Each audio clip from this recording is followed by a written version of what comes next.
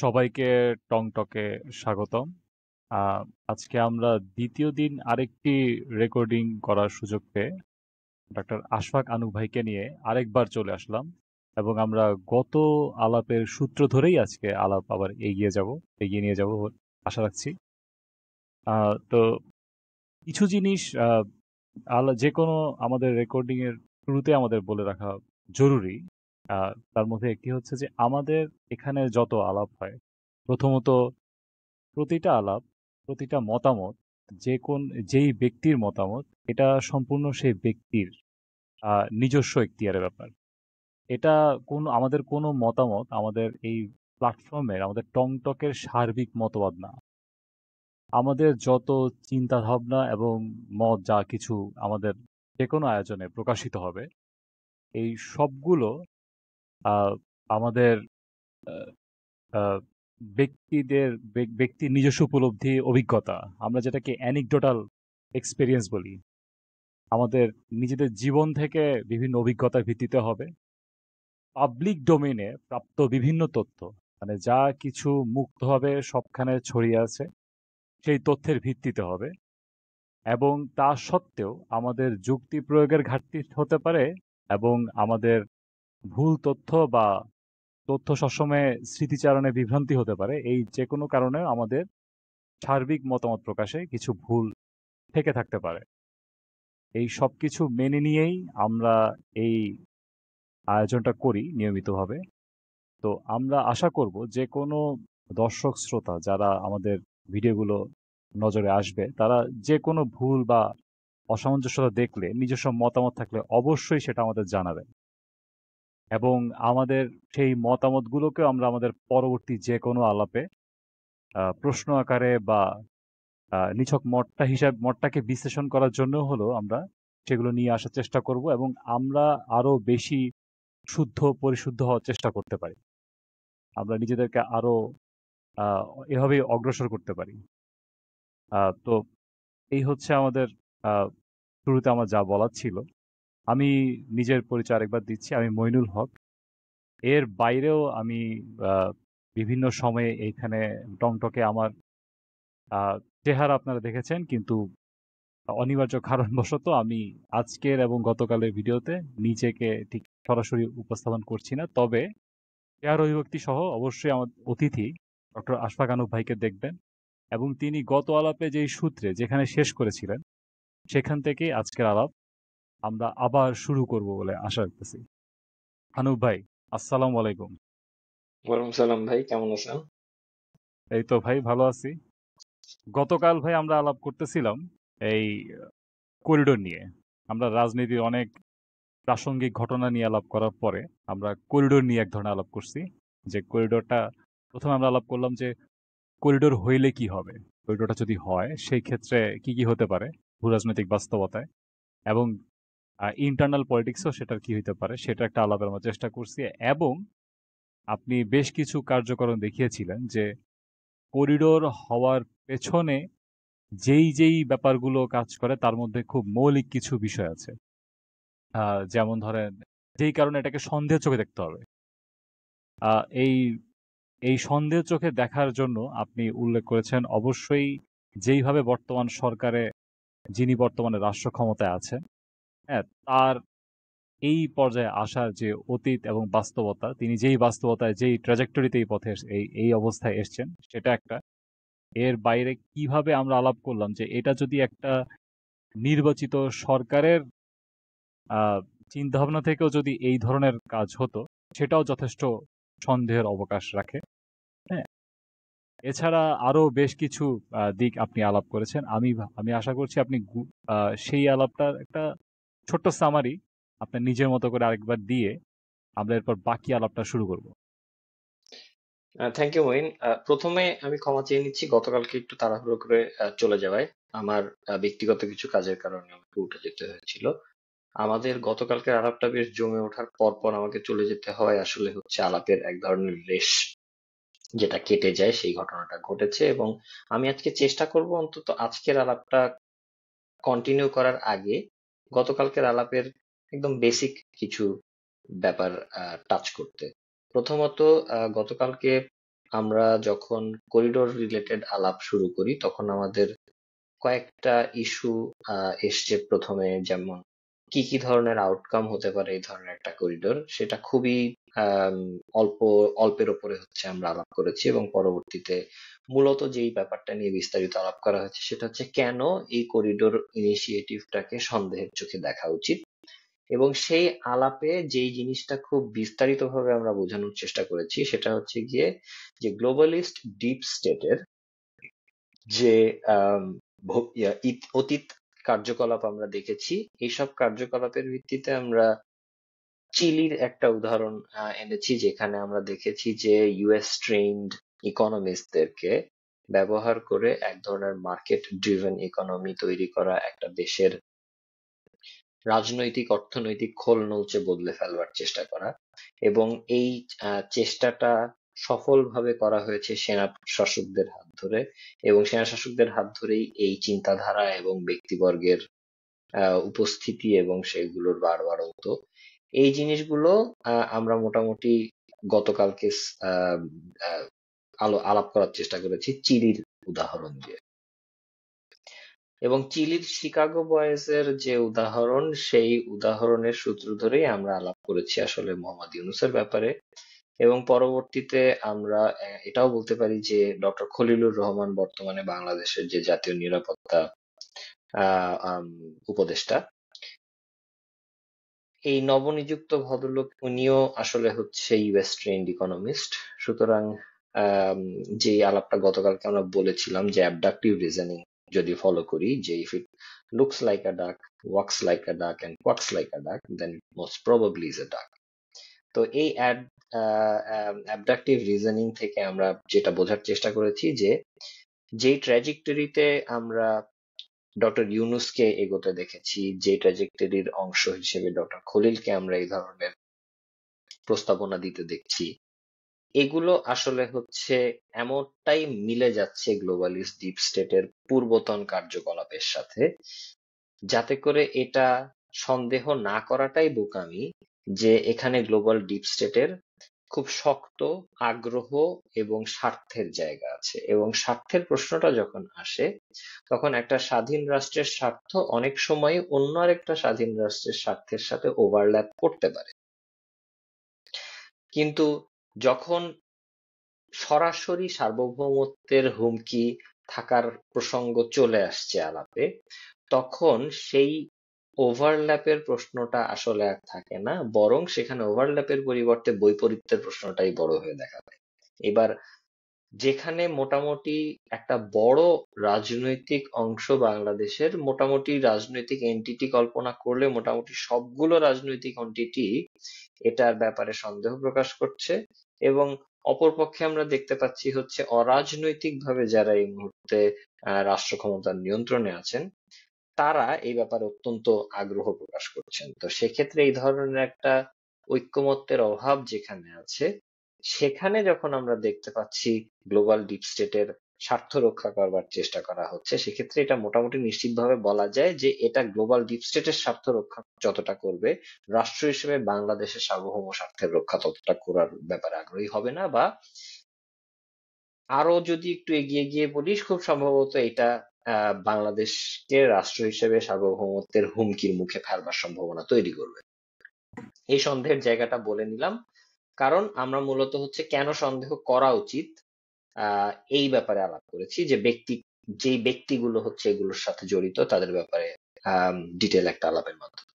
এবার আমি যদি একটু নিজে থেকেই নিজেকে কন্ট্রাডিক্ট করতে চাই, আমি জানি না মইনের মাথায় এই প্রশ্ন এসছে কিনা, কিন্তু আমার মনে হচ্ছে এই প্রশ্নটা আসতে পারে অনেকের মাথায়, যে যে কোনো একটা উদ্যোগ আপনি কি আসলে ব্যক্তি দেখে সেটার বিশ্লেষণ করেন, নাকি আপনি কারণ দেখে সেটার বিশ্লেষণ করেন? ব্যক্তি দেখে যদি বিশ্লেষণ করেন, এটাও এক ধরনের ফ্যালাসি। এই ফ্যালাসিটাকে বলা হয় অ্যাড হোমিনাম ফ্যালাসি। তো অ্যাড হোমিনাম ফ্যালাসি আপনি করছেন কিনা এই জিনিসটা হচ্ছে একটা গুরুতর প্রশ্ন হতে পারে, যে আমি আসলে কোনো একটা উদ্যোগের ব্যাপারে প্রথম থেকেই নেতিবাচক এই জন্য কিনা যে ওই উদ্যোগের পেছনে অমুক অমুক মানুষ জড়িত, এই যে যেটা বাংলায় বলে যারা দেখতে নারী তার চলন ভাঙা। তো ব্যাপারটা কি এমন যে আপনার ইউনুসকে পছন্দ না, এবং এই জন্যই ইউনূসের যে কোনো উদ্যোগের ব্যাপারে আপনি সন্দিহান। এক্ষেত্রে মূলত ওই একই কথা আমি আবারও বলবো, সেটা হচ্ছে গিয়ে যখন আপনার রিসোর্স কম, সাধারণ জনতা হিসেবে যেটা খুব স্বাভাবিক আমাদের জন্য, তখন আপনি যেটা চেষ্টা করবেন সেটা হচ্ছে সব থেকে কম ডেটা পয়েন্ট ব্যবহার করে সব থেকে সঠিকতার উত্তরটা খুঁজে বের করতে, এবং সেখানেই আপনি হুম মূলত অ্যাবডাক্টিভ রিজনিং ব্যবহার করবেন। এবং সব থেকে কম রিসোর্স ব্যবহার করে সব থেকে সঠিকতার উত্তরে পৌঁছানোর জন্য, if it looks like a ডাক, ওয়াক্স লাইক আ ডাক অ্যান্ড কোয়াক্স লাইক আ ডাক, হুম দেন ইট ইজ প্রবাবলি আ ডাক। এই রিজনিং সব থেকে কার্যকর, এবং সাধারণত যখন পাবলিক ইন্টারেস্টের প্রসঙ্গ আসে আমরা আসলে এই ধরনের রিজনিং বিশ্বব্যাপী ব্যবহার করি। এবং সাধারণত আমরা যখন আদালতে গিয়ে একটা কথা বলি কোনো একজন ব্যক্তির একটা পলিসি পজিশনে যাবার ক্ষেত্রে, যে এই ব্যক্তিটার লেটস সে ট্যাক্স ফ্রডের ইতিহাস আছে, এই ব্যক্তিটার লেটস সে হচ্ছে পূর্ববর্তী হচ্ছে তহবিল তশরুফের ইতিহাস আছে, তো এগুলো যদি ঐতিহাসিকভাবে বর্তমান থাকে কোনো ব্যক্তির, তাহলে আমরা আদালতের সিদ্ধান্তেই দেখতে পাবো যে এই ব্যক্তিকে পলিসি পজিশনে বসতে দেয়া হবে না। সুতরাং এটা কিন্তু পৃথিবীর বহু জায়গায় হয়েছে, এবং এখানে একটা পলিসি পজিশনে কেউ বসার আগে আপনি কিভাবে করে জাজ করছেন যে ভালো হবে না খারাপ হবে, এই রিজনিং তখন আর খাটে না। কারণ এক্ষেত্রে আসলে পাবলিক গুড, পাবলিক ইন্টারেস্টের ক্ষেত্রে আপনাকে হচ্ছে অ্যাবডাক্টিভ রিজনিং এ ভরসা করতেই হবে, যেই লোক। যায়, এবং তার ব্যাকগ্রাউন্ড দেখে তার এখানে এক্স্যাক্টলি। রিস্ক তো ম্যানেজমেন্ট করা হয় যে তখন ঝুঁকিটা এই কমানো হয়। এক্স্যাক্টলি, হুম অ্যাবসলিউটলি, এখানে আপনি স্টেক যখন অনেক বেশি হাই, আপনি তখন এই ভূমিকা, এই রিজনিং দেখাতে পারবেন না যে কই এই ভদ্রলোক তো এই কাজ এর আগে করে নাই, সো আপনি কিভাবে জানেন যে এই কাজটা সে ভুল করবে বা এই কাজটা সে অন্যায় করবে। তো এইটা আসলে তখন যুক্তি হিসেবে খাটে না। তো আমি এই জিনিসটা জাস্ট একটু ক্ল্যারিফাই করে রাখলাম যে হুম। যে না, এটা অ্যাডহমিনাম না। অ্যাডহমিনাম যদি হয়ও সেক্ষেত্রে মূলত এটা অ্যাবডাক্টিভ রিজনিং এর ভিত্তিতে অ্যাডহমিনাম। সুতরাং এটা এটা কোনো ধরনের অনৈচ্ছিক ফ্যালাসি না আসলে, বা আমি ঐচ্ছিক আসলে এই ফ্যালাসি। প্রসঙ্গে আসতাম, আপনি যে প্রশ্নটা তুললেন আমি সেই প্রসঙ্গে আসতাম। সেই প্রসঙ্গটা হচ্ছে যে যার দেখতে নারী তার চলন বাঁকা, হ্যাঁ, সেই সেই যুক্তি থেকে কি আমরা এটা কেউ প্রশ্ন করতে পারে যে আমরা ইউনুসকে এবং তার যেই উপদেষ্টা মণ্ডলী যারা আছেন তাদের সবাইকে সন্দেহ করছি কিনা, তাদের প্রতিটি উদ্যোগকে আমরা সন্দেহ করছি কিনা সেই রিজনিং থেকে।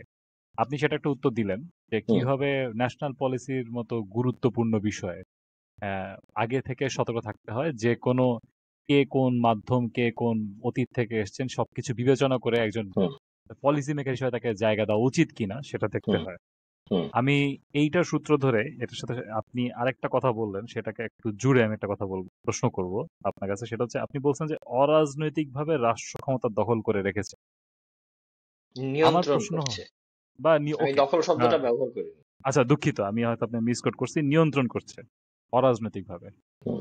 প্রথম কথা হচ্ছে কি, এটা কি আহ, আপনি নিয়ন্ত্রণ করেন বা বা দখলে রাখেন, যেটাই আমি বলি না কেন, হুম, ইন ইদার কেস মানে কোনো ক্ষেত্রে কি ব্যাপারটা শেষ পর্যন্ত কি অরাজনৈতিক থাকে?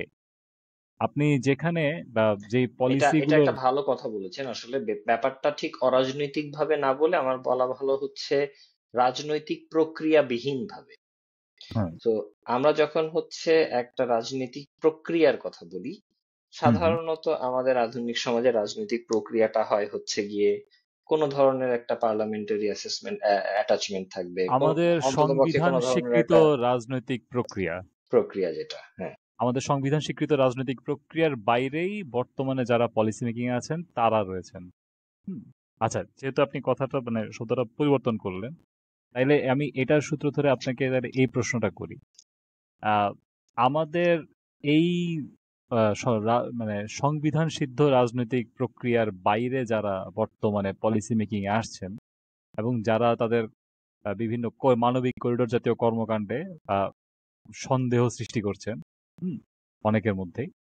তো এই আহ, যারা আসলেন সেটা কিন্তু একটা বিশেষ বাস্তবতার মাধ্যমে, একটা বাস্তব ঘটনার মাধ্যমেই হয়েছে, যার ফলাফল হিসেবে দেখা যায় যে বাংলাদেশের মানুষ, আমি এক্সাক্ট পরিসংখ্যান দিতে পারবো না, তবে বাংলাদেশের মানুষ কিন্তু বিভক্ত চিন্তা ভাবনায়।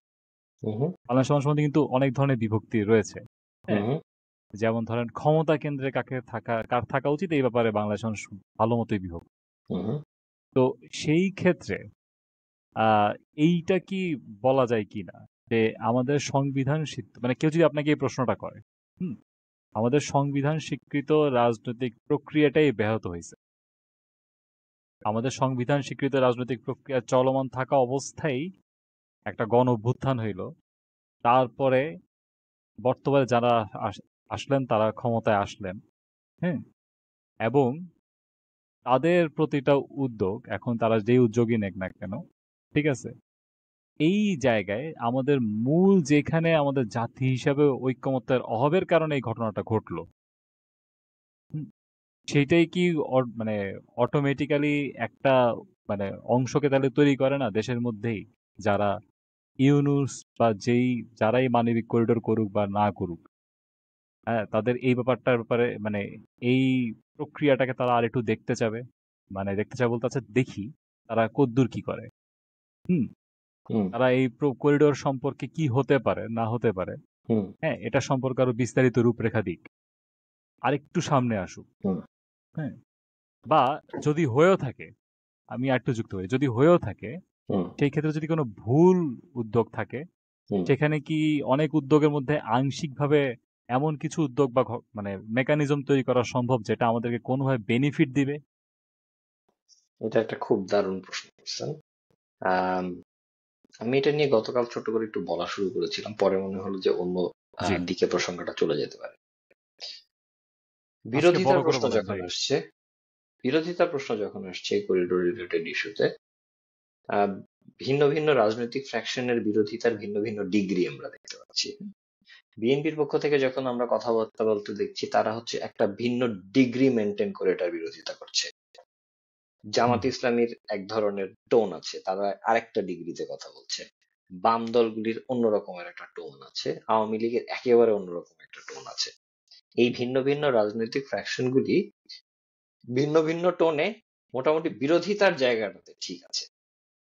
এবার এই টোনগুলোর ভিন্নতার আহ মধ্যে যেই জিনিসটা মোটামুটি একই রকম, সেটা হচ্ছে অ্যাপার্ট ফ্রম কিছু সিস্টেমেটিক বিরোধিতা, যেমন বিএনপির পক্ষ থেকে এসছে যে ম্যান্ডেট বিহীন ভাবে এটা পরিবর্তন করবার ব্যাপারটা, যেটা হচ্ছে মূলত হচ্ছে এক ধরনের টেকনিক্যাল বিরোধ। যে আমি আমি catching this regime on technicality. এবার আম, ওই ধরনের উদাহরণগুলো বাদ দিলে মূল কনসার্নের জায়গাগুলো নিয়ে যখন আর কথা আসছে, তখন এই যে সার্বভৌমত্ব, রাষ্ট্রের অখণ্ডতা, ভূখণ্ডগত অখণ্ডতা, এই জিনিসগুলো নিয়ে আলাপ আসছে বেশি সব থেকে। তো এই অখণ্ডতা কম্প্রোমাইজড হতে কিভাবে পারে সেটার উদাহরণ হিসেবে নানান ধরনের উদাহরণ আসছে। ছোট করে আমি গতকালকে বলেছি, একটা হচ্ছে করিডোর যে অংশটুকুতে দেয়া হচ্ছে সেই অংশটুকুর অবস্থা এতটাই যুদ্ধ বিধ্বস্ত হয়ে বসতে পারে যাতে করে ওই অংশটা কার্যত দেশ থেকে বিচ্ছিন্ন, এটাই ধরে নেওয়া যেতে পারে। So, ওটা এক ধরনের সার্বভৌমত্বের লঙ্ঘন। এছাড়াও হচ্ছে আরো একটু আগ বাড়িয়ে, যেটা আমি গতকালকে শেখ হাসিনার উদাহরণ দিলাম, তার বিভিন্ন বক্তব্য থেকে অনেকে পিক করে এটাকে ইনফ্লেট করবার চেষ্টা করেন, যে একটা বা এক বা একাধিক ভিন্ন ভিন্ন ছোট রাষ্ট্র গঠন করা। সেই ছোট রাষ্ট্রগুলিতে এই যে ট্রাই বর্ডারের যে তিনটা ভিন্ন ভিন্ন দেশ, মিয়ানমার, ভারত এবং বাংলাদেশ, সেখান থেকে আলাদা আলাদা করে ভূখণ্ড নিয়ে সেখানে এক ধরনের নতুন রাষ্ট্র ব্যবস্থা গঠন করা, এক বা একাধিক। এবং সেক্ষেত্রেও যেটা হবে হচ্ছে নতুন রাষ্ট্র ব্যবস্থা এই যে কনজিউম করবে বিভিন্ন আলাদা আলাদা রাষ্ট্র থেকে ভূমি, সেই ভূমিগুলো আসলে এই এই ইন্ডিভিজুয়াল রাষ্ট্রগুলো হারাবে। অর্থাৎ বাংলাদেশও তার মধ্যে একটা, যে তারা তাদের ভূমি হারানোর একটা সরাসরি ঝুঁকিতে আছে। এই যে ধরনের প্রেডিকশন গুলো, এই প্রেডিকশন গুলোর আম, একটা আশঙ্কার দিক আছে। এই ধরনের প্রেডিকশন করবার থেকে এক ধরনের আশঙ্কার দিক আছে। সেটা হচ্ছে এই ধরনের প্রেডিকশন যখন করা হয় খুব জোরে সোরে, এবং সাধারণ মানুষ যখন একটা নির্দিষ্ট সময়ে যাওয়ার পরে এই ধরনের প্রেডিকশনের কাছাকাছি কোনো রকমের আউটকাম দেখতে পায় না, তখন তাদের মধ্যে মনে হয় যে এগুলো এক ধরনের স্কেয়ার মঙ্গারিং প্রেডিকশন ছিল। এবং সেক্ষেত্রে তখন এই ধরনের প্রেডিকশনের ব্যাপারে মানুষজন আগ্রহ হারায়, গুরুত্ব নষ্ট হয় প্রেডিকশন গুলোর।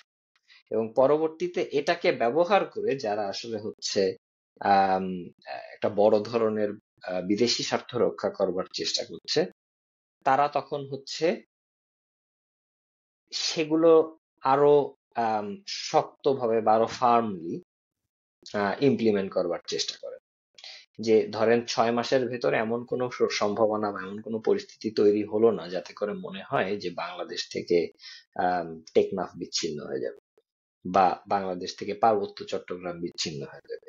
এই ধরনের কোনো রিয়েলিস্টিক সম্ভাবনা ধরেন তৈরি হলো না গত আগামী 6 মাস, 1 বছর, 1.5 বছর পরে। আমি জানি না টাইম লাইনটা, এটা জাস্ট কয়েকটা টাইম লাইন আমি উল্লেখ করলাম। হুম হুম তো তাতে কি হবে, একটা হুম সময় গিয়ে মানুষের কাছে মনে হবে, ও মা, আওয়ামী লীগ না এটা বললো, হেফাজতে ইসলাম না এটা বললো, বিএনপি না এটা বললো, কিছুই তো হইলো না। যেমন এই যে ফখরুল ইসলাম আলমগীর সম্ভবত বলেছিলেন যে এই ওই অঞ্চলটাতে এক ধরনের গাজা পরিস্থিতি তৈরি হতে পারে, নতুন গাজায় পরিণত হতে পারে।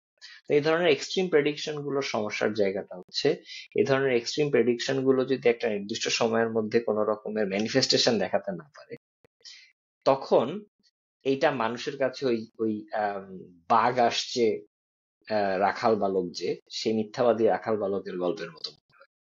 যদিও এটার পেছনে যথেষ্ট যুক্তি এবং কারণ থাকে, তারপরেও মানুষজন মনে করে যে না, এগুলো সব স্কেয়ার মঙ্গারিং।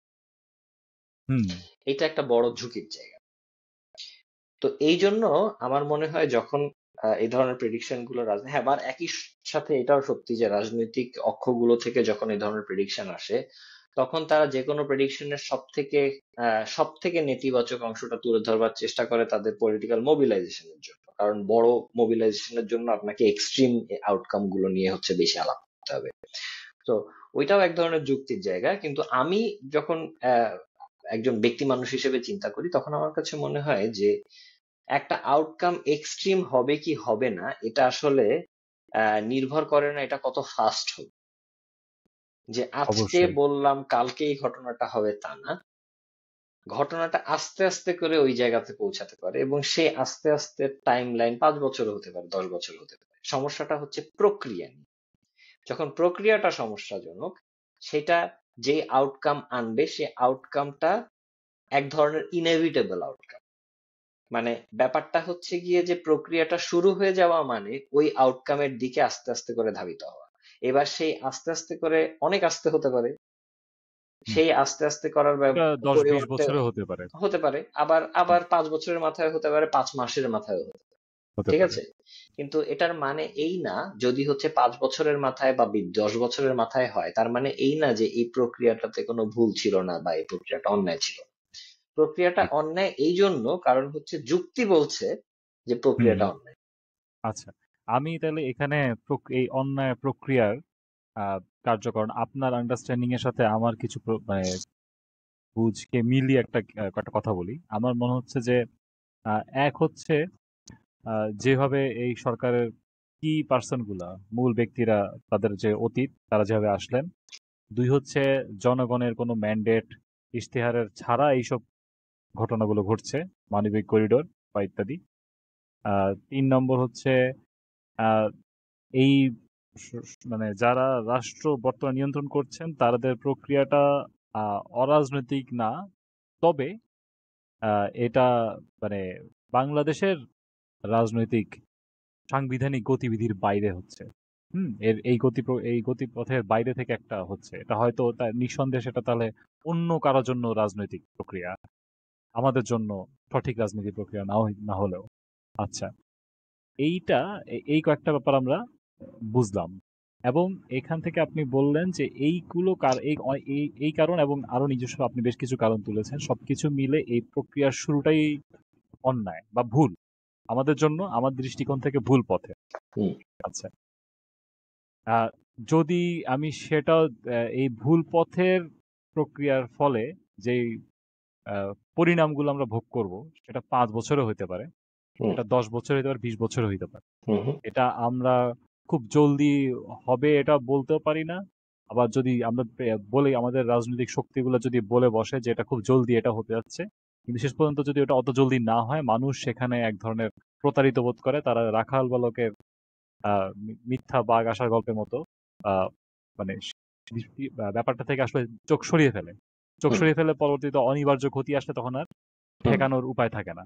হুম তো অনিবার্য ক্ষতি ঠেকানো আহ, আমাদের যদি স্টেট অ্যাক্টর বাঙালির পক্ষে না থাকে, উম, বাঙালির সদস্য হিসাবেও তা যতদূর পারি আসলে চেষ্টা করতে হবে।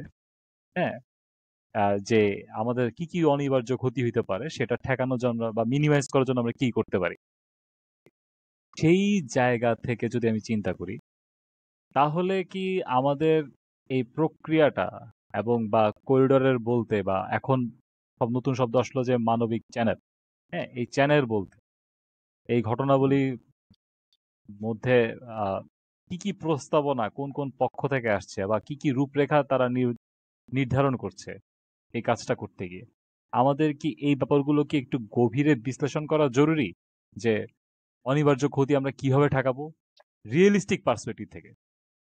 কারণ কেন বলি, আমি এই প্রশ্নটা কেন করছি একটু বলি। আমরা আমরা কিন্তু ইউনুসরা পার্মানেন্টলি ক্ষমতায় আসার আগেই থেকেই কিন্তু বাংলাদেশ রাজনীতিতে বহুদা বিভক্ত, এবং হুম এটা যদি দুইটা কি টার্নিং পয়েন্ট দেখাই, একটা হচ্ছে 21 আগস্টের গ্রেনেড হামলা, আরেকটা আমার দৃষ্টিতে খুব বড়, ইফ নট মানে 21 আগস্টের থেকে অনেক বড় ঘটনা আমার কাছে, সেটা হচ্ছে জুলাইয়ের অভ্যুত্থান।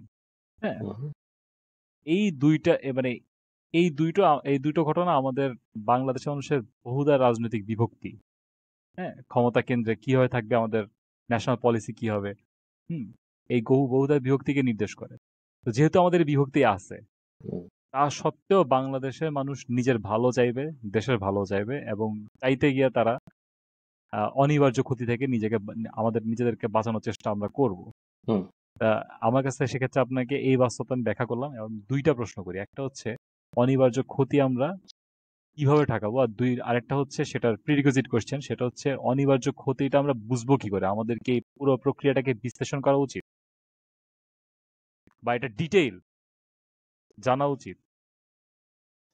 আহ, আমার মনে হয় আহ, এত বড় ক্যানভাসের প্রশ্ন আমি খেয়ে হারাই ফেলি। আমি মোটামুটি আমার ধারণা আমি বুঝতে পারছি আপনার প্রশ্নটা। আপনি যদি আহ, কোনোটা আ- থেকে না বুঝেন সেটা আপনি আমাকে জিজ্ঞেস করেন, আবার সমস্যা নেই, হ্যাঁ আমি মানে ক্যানভাসটা ছোট করার চেষ্টা করবো। আমরা কি আসলে হচ্ছে সাধারণ মানুষ হিসেবে কি করতে পারি সেটা বোঝার চেষ্টা করছি, নাকি আমরা আসলে হচ্ছে আগে বোঝার চেষ্টা করছি যে কি ক্ষতি হতে পারে এবং সেই প্রক্রিয়াটা কি ক্ষতির? আপনি এখানে যে কোনো একটা টার্নিং পয়েন্ট, যে কোনো একটা পয়েন্ট থেকে শুরু করতে পারেন। হ্যাঁ, আচ্ছা। আমি বলতে চাচ্ছি যে কি ক্ষতি হতে পারে। হ্যাঁ, এটা বুঝতে গেলেও আমি আমি আসলে কি ক্ষতি হতে পারে সেটার থেকেও আমি মানে কি ক্ষতি হতে পারে এটা বা এর মধ্যে কিভাবে আপনি ক্ষতি একটু, হতে পারে?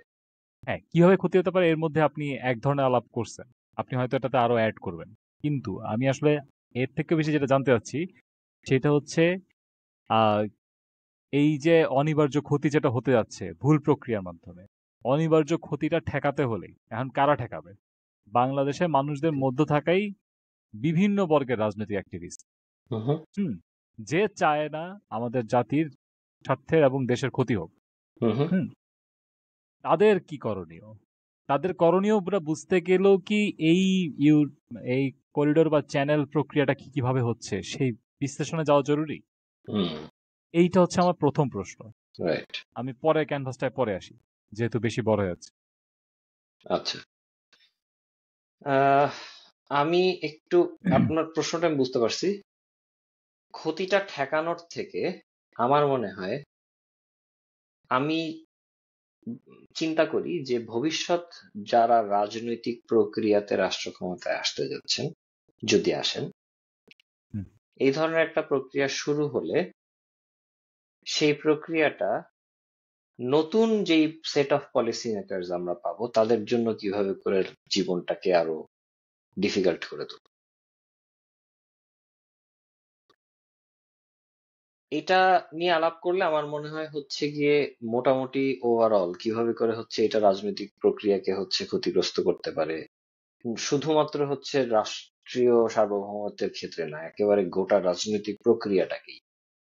এখন আম, এই জায়গাটা আলাপ করলে হয়তোবা কিভাবে বা কেন রাজনৈতিক অক্ষগুলোর এই জায়গায় একমত হওয়া দরকার।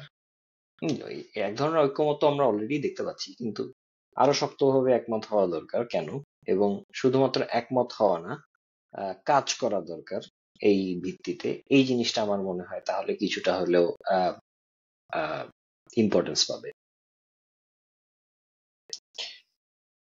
প্রথমত আমার মনে হয় কিছু জিনিস স্বতঃসিদ্ধভাবে ধরে নেওয়া দরকার। সেটা হচ্ছে, যখন আমরা গ্লোবালিস্ট কোনো একটা ক্যাম্পের স্বার্থ সংশ্লিষ্ট কোনো ব্যাপারে নিজেদেরকে জড়াবো এবং নিজেদের স্বার্থের ব্যাপারে খুব বেশি চিন্তা না করে, তখন আসলে কি ধরনের পরিস্থিতি তৈরি হয় তার একটা খুব চাক্ষুষ, খুবই সাম্প্রতিক প্রমাণ আমরা দেখেছি হচ্ছে আম, ইউক্রেন রাশিয়ার যুদ্ধের সময়। হুম ইউক্রেন মূলত হচ্ছে আম, পশ্চিমা স্বার্থ রক্ষার এক ধরনের গুটি হিসেবে ব্যবহৃত হয়েছে, এবং তাদের ডেমোক্রেটিক্যালি ইলেক্টেড, এটা হুম আরো হুম দুঃখজনক, ডেমোক্রেটিক্যালি ইলেক্টেড জনপ্রতিনিধিরা এমন একটা পরিস্থিতিতে রাষ্ট্রটাকে ঠেলে দিয়েছে যে এই মুহূর্তে রাষ্ট্রের সার্বভৌমত্ব দূরের কথা, রাষ্ট্রের মানুষের আম, বাঁচার অধিকারটাও আসলে হচ্ছে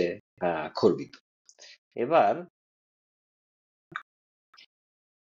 এই উদাহরণটাকে যদি আমি সামনে রাখি, এটা একমাত্র উদাহরণ না, পৃথিবীতে বারবারই এই ধরনের উদাহরণ আমরা দেখেছি যে এই নিও কলোনিয়াল এরায় যে একই ধরনের ব্যাপার ঘটেছে বারবার করে বারবার করে। এবার এই ঘটনাগুলো বিশ্লেষণ করলে এটা মোটামুটি নিশ্চিত যে হচ্ছে, যখন আমি এমন কোনো সিদ্ধান্ত নেই যেটা একেবারেই ভিন্ন কোনো একটা শিবিরের সিদ্ধান্ত, এই সিদ্ধান্তটা আমার জন্য, আমার দেশের জন্য কোনো ধরনের ভালো খারাপ চিন্তা করে, হ্যাঁ এটার আউটকাম হিসেবে আমার দেশের ভালো হতে পারে, কিন্তু নট নেসেসারিলি যে এটা আমার দেশের ভালোর উদ্দেশ্যে। যেমন এই সব ক্ষেত্রে, অনেক ক্ষেত্রে খুব একটা পপুলার উদাহরণ আছে সাউথ কোরিয়া। আম, সাউথ কোরিয়াতে যে ধরনের ব্যাপক হচ্ছে পশ্চিমা ইনফিল্ট্রেশন হয়েছে, পলিসি মেকিং এ পশ্চিমা আইডিয়াস ইমপ্লিমেন্ট করা হয়েছে, সাউথ কোরিয়ার এই উদাহরণটা দেয়া হয় এটা বোঝানোর জন্য যে কিভাবে করে পশ্চিমা পলিসি মেকিং যে ইন্টারেস্ট, সেটা একটা অপশ্চিমা রাষ্ট্রের জন্যও সুখকর এবং কল্যাণকর হয়ে উঠতে পারে, সেই উদাহরণ দেওয়ার জন্য।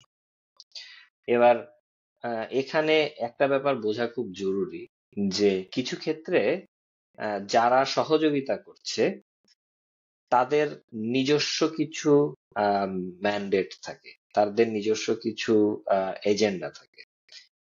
সাউথ কোরিয়ার সিস্টেমটাকে সফল করাটা তাদের এজেন্ডার অংশ ছিল। তার কারণ হচ্ছে, সাউথ কোরিয়ার ঠিক পার্শ্ববর্তী রাষ্ট্রটাই হচ্ছে নর্থ কোরিয়া, এবং নর্থ কোরিয়া একটা কমিউনিস্ট রেজিমের ভেতরে হচ্ছে দীর্ঘ সময় ধরে আজ তক আছে। এবার কমিউনিজম কেন খারাপ এবং কেন মার্কেট ক্যাপিটালিজম ভালো, এই জিনিসটাকে পৃথিবীর সামনে চোখে আঙুল দিয়ে দীর্ঘস্থায়ী উদাহরণ হিসেবে দেখানোর জন্য যারা অ্যাক্টর সাউথ কোরিয়ার ভেতরে, যারা পশ্চিমা স্বার্থেই কাজ করেছে, তাদের স্বার্থটা সাউথ কোরিয়ার রাষ্ট্রীয় স্বার্থের সাথে অ্যালাইন করেছে।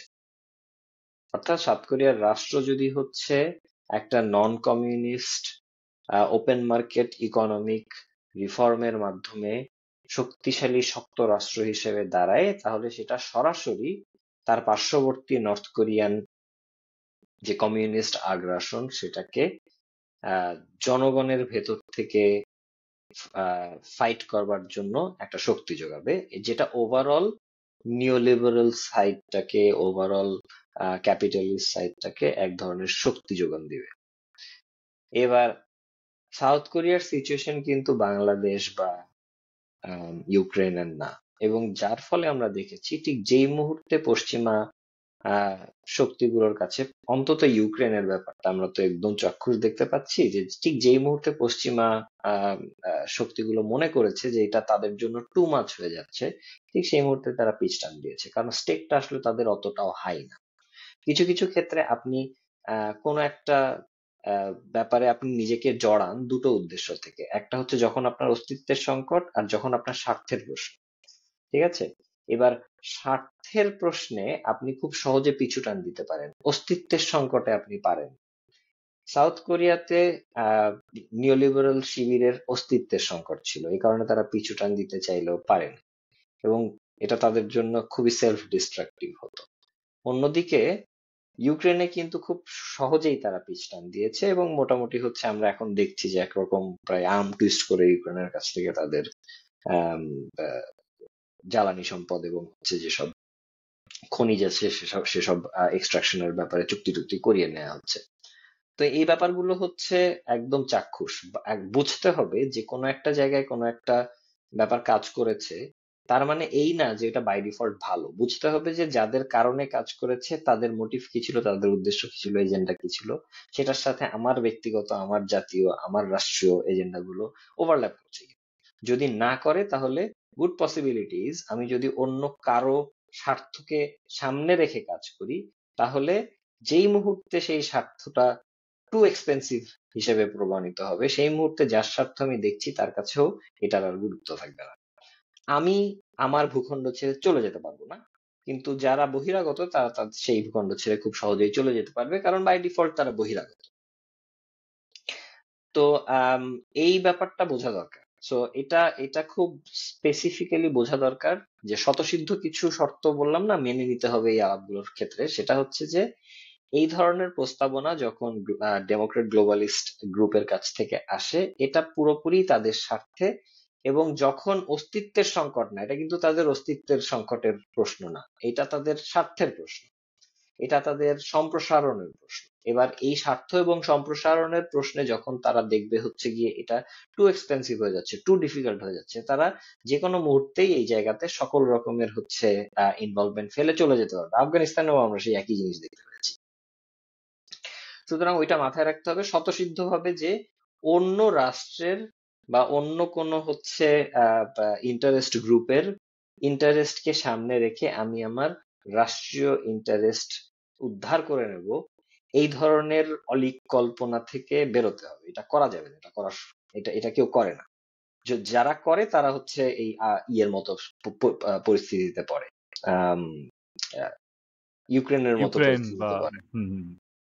কিন্তু এবার জি ভাই বলেন, আপনি শেষ করেন। হ্যাঁ, এবার আমি একটু বলি যে বেস্ট পসিবল সিনারিও আমি যদি চিন্তা করি, যে এই ধরনের একটা করিডোর যদি হয়, আমি ধরে নিলাম যে হচ্ছে এই করিডোরের উদ্দেশ্য শুধুমাত্র হিউম্যানিটেরিয়ান গ্রাউন্ড ওয়ার্ক গুলো করা, মানুষজনকে হচ্ছে মৃত্যুর হাত থেকে বাঁচানো, বিশেষ করে পার্শ্ববর্তী রাখাইন স্টেটে যে ধরনের হচ্ছে আসন্ন দুর্ভিক্ষের ব্যাপারে প্রেডিকশন করা হচ্ছে ইউএন এর পক্ষ থেকে, সেই দুর্ভিক্ষ থেকে হচ্ছে মানুষগুলোকে রক্ষা করা। শত হোক, যেহেতু মানুষ, মানবিকতার প্রশ্নে আমরা এমন এক ধরনের সিস্টেম এখানে দাঁড় করালাম যে সিস্টেমটা সরাসরি হচ্ছে আমাদের সার্বভৌমত্বকে ক্ষতিগ্রস্ত করলো না এবং আমরা গ্র্যান্ডফাদার অফ হিউম্যানিটিতে পরিণত হলাম।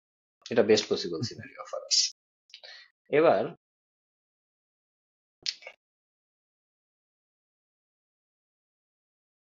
এই কাজটা আমরা করছি কোনো একটা আম, বৈদেশিক আম, নির্দেশ বা আদেশ প্রাপ্ত হয়ে। কারণ এই আলাপটা কিন্তু, ইফ ইউ রিমেম্বার, এটা এভিডেন্ট যে প্রথমে এসছেই যখন হচ্ছে জাতিসংঘ মহাসচিব বাংলাদেশ ভ্রমণে আসলেন, এবং উনি হচ্ছে বাংলাদেশ ভ্রমণে এসে মূলত এই প্রস্তাবনাটা আমাদের সামনে উপস্থাপন করবেন বা আমাদের রাষ্ট্রীয় নিয়ন্ত্রক যারা আছে তাদের সামনে উপস্থাপন। এবং এরপর থেকে এই আলাপটার ডালপালা মেলতে শুরু করলো এবং খুব দ্রুত আমরা দেখলাম বেশ কিছু হচ্ছে পরপর কয়েকটা বৈদেশিক ভিজিট, বেশ কিছু সামরিক ভিজিট, এগুলো। এবং তারপরে হচ্ছে এখন আমরা মোটামুটি বেশ তোড়জোড় শুনছি। এবং এই তোড়জোড় শোনার পরে আমরা মোটামুটি দেখতে পাচ্ছি যখনই হচ্ছে পলিটিক্যাল পাওয়ার গুলো একটু বেঁকে বসছে, নানান রকমের ব্যাখ্যা হাজির করা হচ্ছে যে এটা করিডোর, এটা চ্যানেল, এটা টেকনিক্যালিটি ভিন্ন, এটা বিভিন্ন মেকানিজম অন্যরকম, সুতরাং আপনারা যারা করিডোর বলছেন ওইটা ভুল, আপনারা যারা চ্যানেল বলছেন সেটা correct. So what is corridor, what is channel, এই ধরনের একটা কনফিউশন মেকানিজম এখানে কাজ করছে। এবং চেষ্টা করা হচ্ছে এই এই জিনিসগুলো হচ্ছে কাজ করানোর আমাদের মাথার মধ্যে। কিছু কিছু ক্ষেত্রে বোধহয় কাজও করছে সেটা। কিন্তু এই বেস্ট পসিবল সিনারিও আলাপ করার পরেও আমি যদি ভাবি যে এর ফলে আসলে আমি কি পাচ্ছি, রাষ্ট্র হিসেবে আমরা কি পাচ্ছি, তাহলে কিন্তু খুব চিন্তা ভাবনা করে খুব বেশি কিছু পাওয়া যায় না। একটা রাষ্ট্র হিসেবে মোরাল সুপিরিয়রিটির জায়গায় যদি আমরা নিজেদেরকে কল্পনা করি, মনে করতে পারি যে হ্যাঁ, মোরাল সুপিরিয়রিটি আমাদের আছে, কিন্তু সেই মোরাল সুপিরিয়রিটি কিন্তু আমাদের আরো দীর্ঘদিন ধরে আছে, কারণ আমরা অলরেডি 15 লক্ষ বাস্তুচ্যুত রোহিঙ্গাকে হচ্ছে আশ্রয় দিচ্ছি, হুম হুম যারা মিয়ানমারের নাগরিক, যাদের সম্পূর্ণ সুযোগ সুবিধা পাওয়া উচিত মিয়ানমারের রাষ্ট্রীয় কাঠামোর কাছ থেকে, অথচ তারা পাচ্ছে না, বরং তাদেরকে একটা গণহত্যার মুখোমুখি করে ঠেলে দেয়া হয়েছে বাংলাদেশের কাঁধে। এবার আবার সেই গণহত্যারও ইন্টারনাল মোটিভটা আবার বাঙালি বিরোধী। হুম হুম সেটাও একটা অন্য অন্য আলাপ, যদিও আমি জাস্ট এখানে বলে রাখছি আর কি।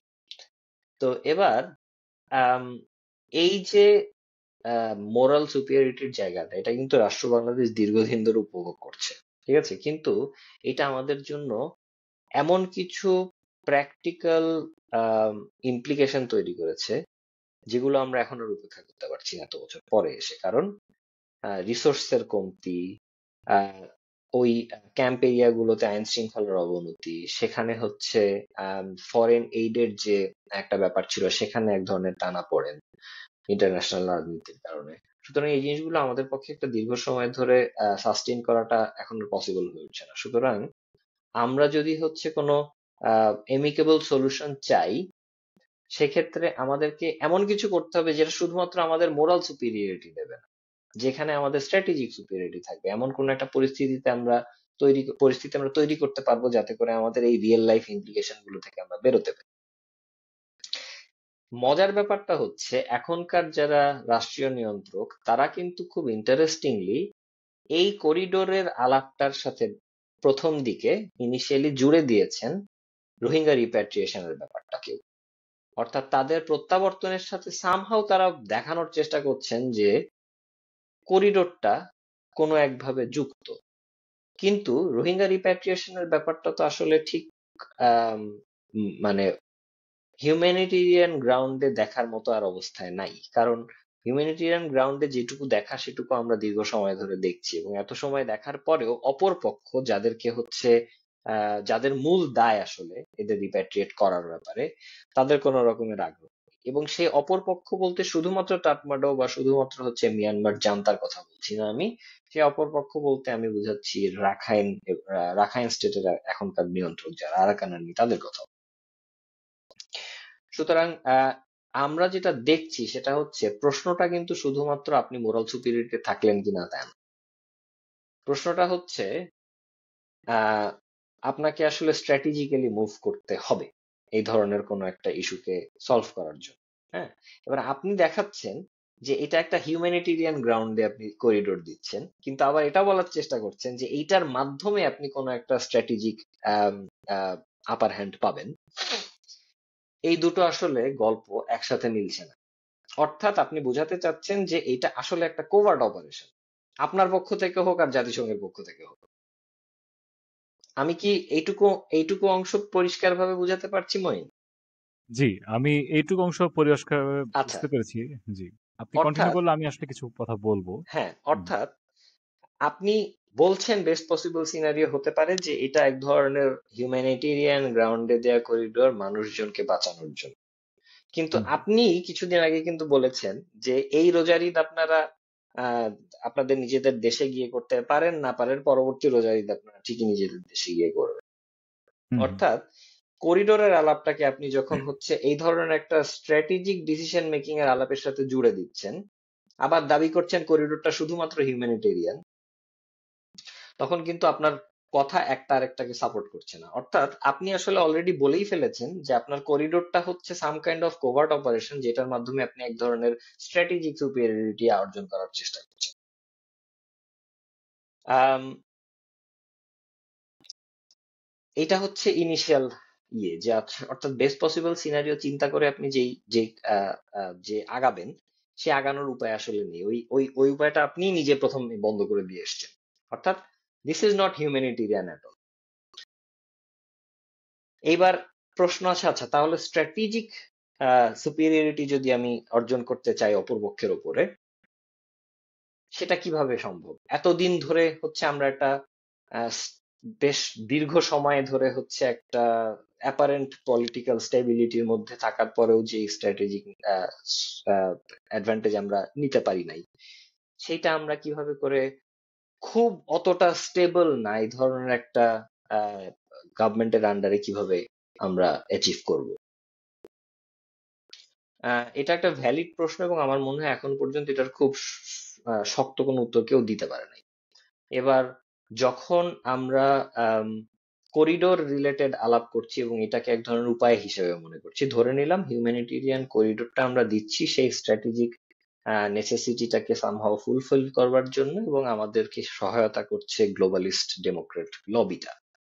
এবার গ্লোবালিস্ট ডেমোক্রেট লবি এতদিন আমাদের সহায়তা করেনি, এখন তারা করছে। নিশ্চয়ই তাদের নতুন কোনো স্বার্থ, বা তারা মনে করছে যে এতদিন তারা যে স্বার্থটা উদ্ধার করতে পারেনি এবার তারা সেই স্বার্থটা উদ্ধার করতে পারবে, তাই তো? এবার সেই স্বার্থটা আসলে কি? বিভিন্ন আলাপ আলোচনায় রিসেন্টলি এসছে, পাবলিক ডোমেইনেও বিভিন্ন আলাপে এসছে। অনেকে এটা দাবি করার চেষ্টা করছেন যে বার্মা অ্যাক্ট করবার মাধ্যমে যে ধরনের এক ধরনের স্ট্র্যাটেজিক ভিশন তারা সেট আপ করেছে ইউএস, সেই স্ট্র্যাটেজিক ভিশন গুলোর ব্যাপারে খুব বেশি কোনো অগ্রগতি দীর্ঘ সময় ধরে হয় নাই। এই যে এত বছর ধরে বার্মা অ্যাক্ট ইমপ্লিমেন্টেড হয়েছে, বার্মা অ্যাক্টের ওপরে সেই ইমপ্লিমেন্টেশনের ওপরে খুব বেশি কোনো কাজ এখনো পর্যন্ত ইউএস এগোতে পারেনি বার্মায়। তাহলে সেক্ষেত্রে এই যে হিউম্যানিটেরিয়ান করিডোরের প্রস্তাব, এটা কি এক ধরনের ওপেনিং কিনা তাদের জন্য to start working on the vision they have set in the Burma act? এবং এর মধ্যে অনেকে অলরেডি দাবিও করেছেন, আমি বেশ কিছু টক শোতে দেখলাম, যে বার্মা একটা যে ধরনের টার্গেটের কথা ইউএস বর্ণনা করছে, যে এই অঞ্চলটার বিভিন্ন ক্ষুদ্র ক্ষুদ্র রাষ্ট্র ব্যবস্থার পত্তন করা, যেটার মাধ্যমে হচ্ছে এখানে চায়নার আধিপত্য খর্ব করা, ডেমোক্রেটিক একটা ওয়েভ ক্রিয়েট করা, এই জিনিসগুলো হচ্ছে তারা অর্জন করবার চেষ্টা করবে কিনা এই ধরনের একটা ওপেনিং ইউজ করে। সো এগুলো ভ্যালিড প্রশ্ন, এই প্রশ্নগুলোর কোনো উত্তর আসলে হচ্ছে তারা দেয় নাই। বরং একটা খুব ইন্টারেস্টিং জিনিস যেটা আমি দেখলাম, করিডোরের ব্যাপারটাকে বাইপাস করবার জন্য তারা যেটা বলছে সেটা হচ্ছে গিয়ে যে করিডোর না, এটা মূলত আমরা আলাপ করছি চ্যানেল নিয়ে, এবং টেকনিক্যালিটিতে তারা ধরতে চাইছে। এবার করিডোরের ব্যাপারটা কিন্তু বেশ খানিকটা স্লো বার্নিং। সেটা কিরকম? আম, একটা করিডোর যদি হয়, হুট করে সেই করিডোরে এই দাবি অনেকে করে যে হচ্ছে এইসব জায়গায় একটা বড় ধরনের অস্ত্রের চালানের ব্যবস্থা হবে, এখানে হচ্ছে এটার মাধ্যমে আরাকান আর্মি নতুন রিইনফোর্সমেন্ট পাবে, সেই রিইনফোর্সমেন্ট ইউজ করে আরাকান আর্মি হচ্ছে তাদের হাতে যেই পোর্ট গুলো এখনো পর্যন্ত পরিপূর্ণভাবে কবজা হয়নি সেগুলো তারা কবজা করবে, এটার মাধ্যমে তারা এক ধরনের সার্বভৌমত্ব অর্জন করবার চেষ্টা করবে অন্তত রাখাইন স্টেটে, এবং তারা একটা স্বাধীন ভূখণ্ড ঘোষণা করে বসতে পারে। কিন্তু এতে করে বাংলাদেশ রাষ্ট্র হিসেবে খুব একটা উপকৃত হচ্ছে না। তার কারণ হচ্ছে রোহিঙ্গা প্রশ্নের যেই বেসিক উত্তর, সেই উত্তরটা আমরা এখনো পর্যন্ত আরাকান আর্মির কাছ থেকে পাইনি, whether they want to take Rohingya people in as full citizens of their state or not. এই প্রশ্নের উত্তর আরাকান আর্মির কাছ থেকে খুব পরিষ্কার ভাবে এখনো পর্যন্ত বাংলাদেশ পায়নি, এবং এখনো পর্যন্ত কোথাওই পাবলিকলি এই জিনিস রিপোর্টেড হয়নি। সুতরাং ওই ওই আলাপটা নাই। যেহেতু নাই, তার মানে আমরা আসলে এটা থেকে কি পেতে যাচ্ছি এই ধরনের কোনো উত্তর আমরা এখনো পর্যন্ত পাচ্ছি না। দ্বিতীয় প্রশ্ন হচ্ছে, যদি আমি ধরে নেই যে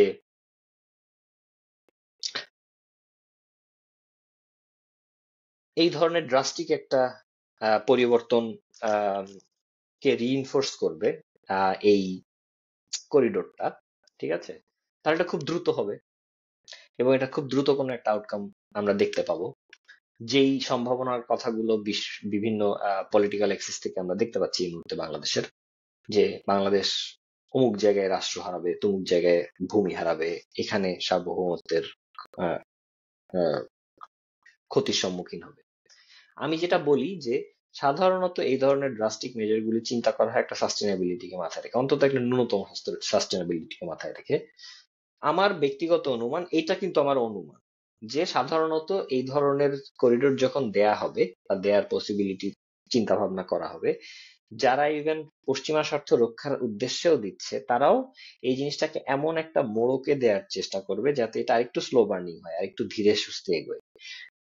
সাধারণত করিডোর গুলি ইনিশিয়ালি যেভাবে কাজ করে সেটা হচ্ছে, এটা ঠিক অস্ত্রের রুট হিসেবে কাজ না করে এটা কাজ করে এক ধরনের ইন্টেলিজেন্স অ্যাপারেটাসের ইনস্টলমেন্ট হিসেবে। যেমন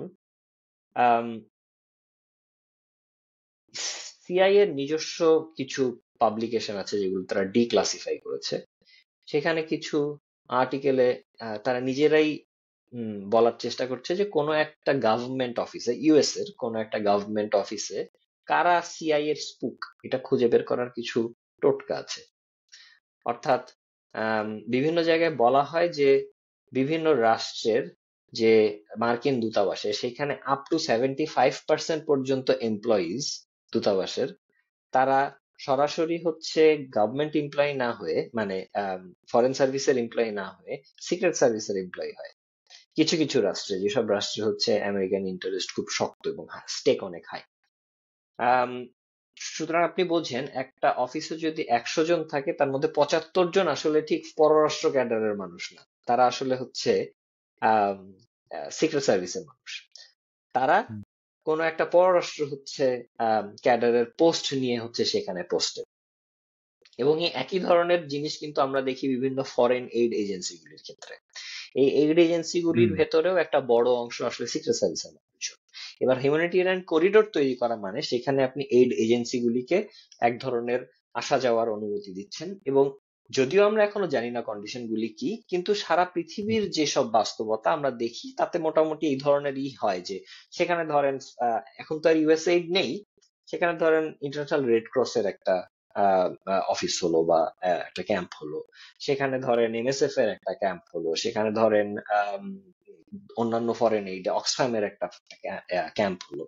এবং সেসব জায়গায় যেসব মানুষজন পোস্টেড হবেন, there is a good possibility যে তাদের ভেতরে একটা বড় অংশ আসলে বিভিন্ন দেশের সিক্রেট সার্ভিসের অংশ, মানুষজন।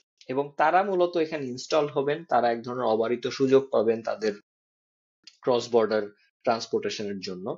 এবং এই মুহূর্তে এখন প্রশ্ন করতে পারেন যে, তাহলে তো ভাই এখন কুতুবালং শিবিরে অনেক এনজিও আছে, তো সেখানেও তো তাহলে হচ্ছে প্রচুর ফরেন অপারেটিভ থাকতে পারে। হ্যাঁ, অফকোর্স থাকতে পারে, কি আমার তো ধারণা আছেই।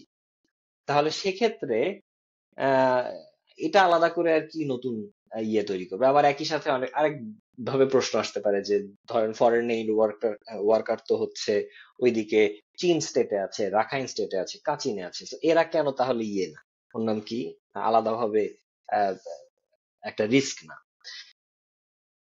ইস্যুটা হচ্ছে মূলত এই যে ক্রস বর্ডার ট্রান্সপোর্টেশনের কথা আমি বলছি। অর্থাৎ তারা শুধুমাত্র হচ্ছে গুডস ট্রান্সপোর্ট করছে তা কিন্তু না, তারা ইন্টেল ট্রান্সপোর্ট করছে অলমোস্ট কোন রকমের বাধা ছাড়া, যদি হচ্ছে এই ধরনের একটা ইউএন লেড হিউম্যানিটেরিয়ান করিডোর হয়। অর্থাৎ তারা যে কোনো সময় যে কোনো ইন্টেল, যে কোনো প্ল্যানিং, এগুলো বিভিন্ন দিকে ছড়াতে পারছে, তারা নিজেদের মধ্যে আলাপ করতে পারছে, স্ট্র্যাটেজাইজ করতে পারছে। একই সাথে আরেকটা জিনিস নিয়ে, যেটা এইটা যদিও পাবলিক ডোমেইনে এই আলাপটা আমি দেখলাম এবং আমার কাছে মনে হচ্ছে এটা খুব যুক্তিযুক্ত, সেটা হচ্ছে গিয়ে যে এই টেরেনটা তো one of the most difficult terrains geographically speaking in the world.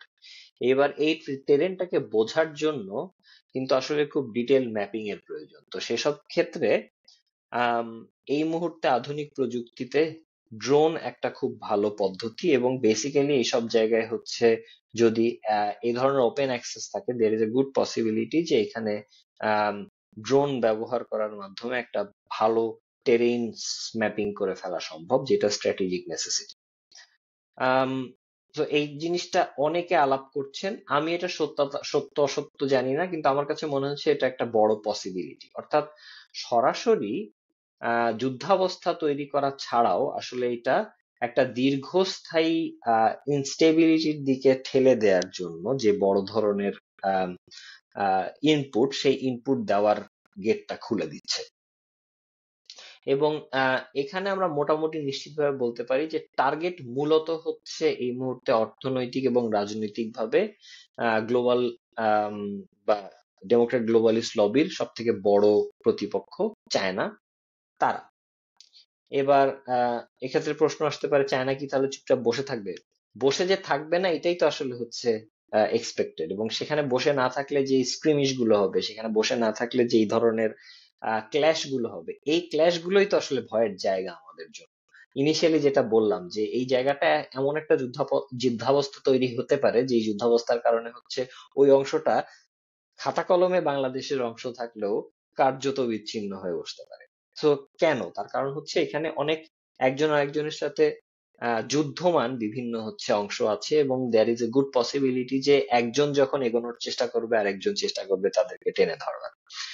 তো আম, এটা হচ্ছে একটা পসিবিলিটি। স্লো বার্নিং পসিবিলিটি যেটা, সেটা হচ্ছে অস্ত্রশস্ত্রের পরিবর্তে এখানে মূলত ইন্টেলিজেন্স অ্যাপারেটাস, এটা একটা দীর্ঘমেয়াদী আহ, ঝামেলাপূর্ণ কনফ্লিক্ট জোন হিসেবে এই জায়গাটাকে যদি প্রতিষ্ঠিত করতে পারে, এটা একই সাথে রিসোর্স ড্রেইন করবে তাদের যারা জিও পলিটিক্যাল প্রতিপক্ষ তাদের কাছ থেকে।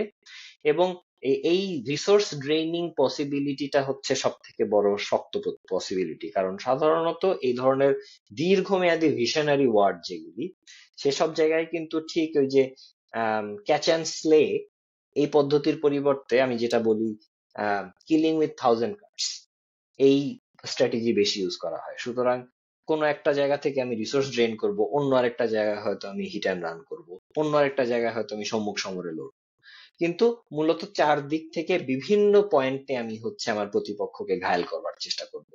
এবং এইটা হচ্ছে একটা আহ, খুব আহ, চালু মিলিটারি ট্যাকটিক। আপনারা যদি দেখেন তাহলে মোটামুটি পাবেন বিভিন্ন মিলিটারি ইয়েতে, ডক্ট্রিনে এই জিনিসগুলো নিয়ে আসলে আলাপ হয় যে আহ, বিভিন্ন ভাবে আস্তে আস্তে আস্তে আস্তে আস্তে করে হচ্ছে প্রতিপক্ষকে দুর্বল করার মাধ্যমে হচ্ছে ক্যাপচার করা। এটা বহুত পুরানো স্ট্র্যাটেজি যদিও। হাওয়েভার এই এই ধরনের পরিস্থিতির মধ্যে যদি আমরা যাই, বা যে যাওয়াটা ফ্যাসিলিটেট করি, সেক্ষেত্রে আমি আম, আহ, চিন্তা ভাবনা করতে পারি যে এক্ষেত্রে আমাদের বর্তমান রাষ্ট্রীয় নিয়ন্ত্রক যারা এবং ভবিষ্যতে যারা রাষ্ট্রের নিয়ন্ত্রণে আসতে যাচ্ছেন, আসতে পারেন, তারা কি আসলে লাভবান হবেন কিনা তাদের দিক থেকে, এই প্রশ্নটা মনে হয় আলাপ করা যায়। আমি জানি না, আমি অনেক কথা বলেছি এর মধ্যে, আমি কতটা পয়েন্টে থেকেছি, কতটা আমি আসলে ঠিক আগের প্রশ্নের না, খেই আনুপ রাখতে ভাই, পেরেছি আমি ঠিক হ্যাঁ, নিশ্চিত। আগের প্রশ্নের খেয়ে একটু হারালেও, হ্যাঁ, আপনি যে পয়েন্টগুলো তুলছেন সেটা থেকে অনেক অনেক ভালো ভালো কিছু আলাপ এসেছে আর কি। অনেক বেশি কথায় আসলে লাভই হয়েছে। যেমন ধরেন, আপনি কিন্তু খুব ভালোভাবে বললেন, একদম বিশ্লেষণমূলকভাবে বললেন যে এই করিডোর বা এই ধরনের কিছু চ্যানেল বলি, করিডোর বলি, যাই বলি, হ্যাঁ, এই গ্লোবালিস্ট ডিপ স্টেটের প্রস্তাবনায় যা যা হচ্ছে, হুম, পর্দার আড়ালে এই ব্যাপারগুলো হতে থাকলে আহ, কিভাবে কোন কোন প্রক্রিয়ায় আমাদের এই অঞ্চলটা আরো বেশি অস্থিতিশীল হবে, এবং আমরা স্ট্র্যাটেজিক ঝুঁকিতে পড়বো, এবং আমরা যেই মানবিক মোরাল বেনিফিটটা যেটা পাওয়ার কথা সেটা আমাদের এমনিই আছে, সেখানে এক্সট্রা করে পাওয়ার কিছু নেই, এবং এর বিনিময়ে আমরা অনেক বড় জাতিস্বার্থ এবং ভূ রাজনৈতিক ঝুঁকিতে পড়বো বিভিন্ন বিচারে। হুম। এটাতে ওভারঅল আপনি যে বিশ্লেষণ করছেন সেটা মানে বেশ ভালো। আমার কাছে এখানে অনেক কিছুই মানে যুক্তিযুক্ত লাগছে, অযৌক্তিক কিছু লাগে নাই। কিন্তু আমি আসলে একটু ভিন্ন একটা পয়েন্ট আসলে তুলতে চাচ্ছি, এবং সম্ভবত আমার নিজেরই পয়েন্টটা ভালো করে আমি আহ, তৈরি করতে পারি নাই দেখে এই খেই হারানোটা হয়েছে। আমি একদম সিম্পল ভাবে আরেকবার বলার চেষ্টা করি। এটা হচ্ছে বাংলাদেশ, এক নম্বর হচ্ছে বাংলাদেশ রাজনৈতিকভাবে বিভক্ত। হুম হুম বাংলাদেশে যারা নেতৃত্ব তারা সবসময় রাজনৈতিকভাবে বিভক্ত, হুম প্রচন্ড হবে। হুম হুম বিভক্তির দুইটা চরম পিকিং পয়েন্ট হচ্ছে, একটা হচ্ছে 21শে আগস্টের গ্র্যান্ড হামলা, রাইট। হুম, আরেকটা হচ্ছে এই 24-এর গণঅভ্যুত্থান, ভায়োলেন্ট গণঅভ্যুত্থান।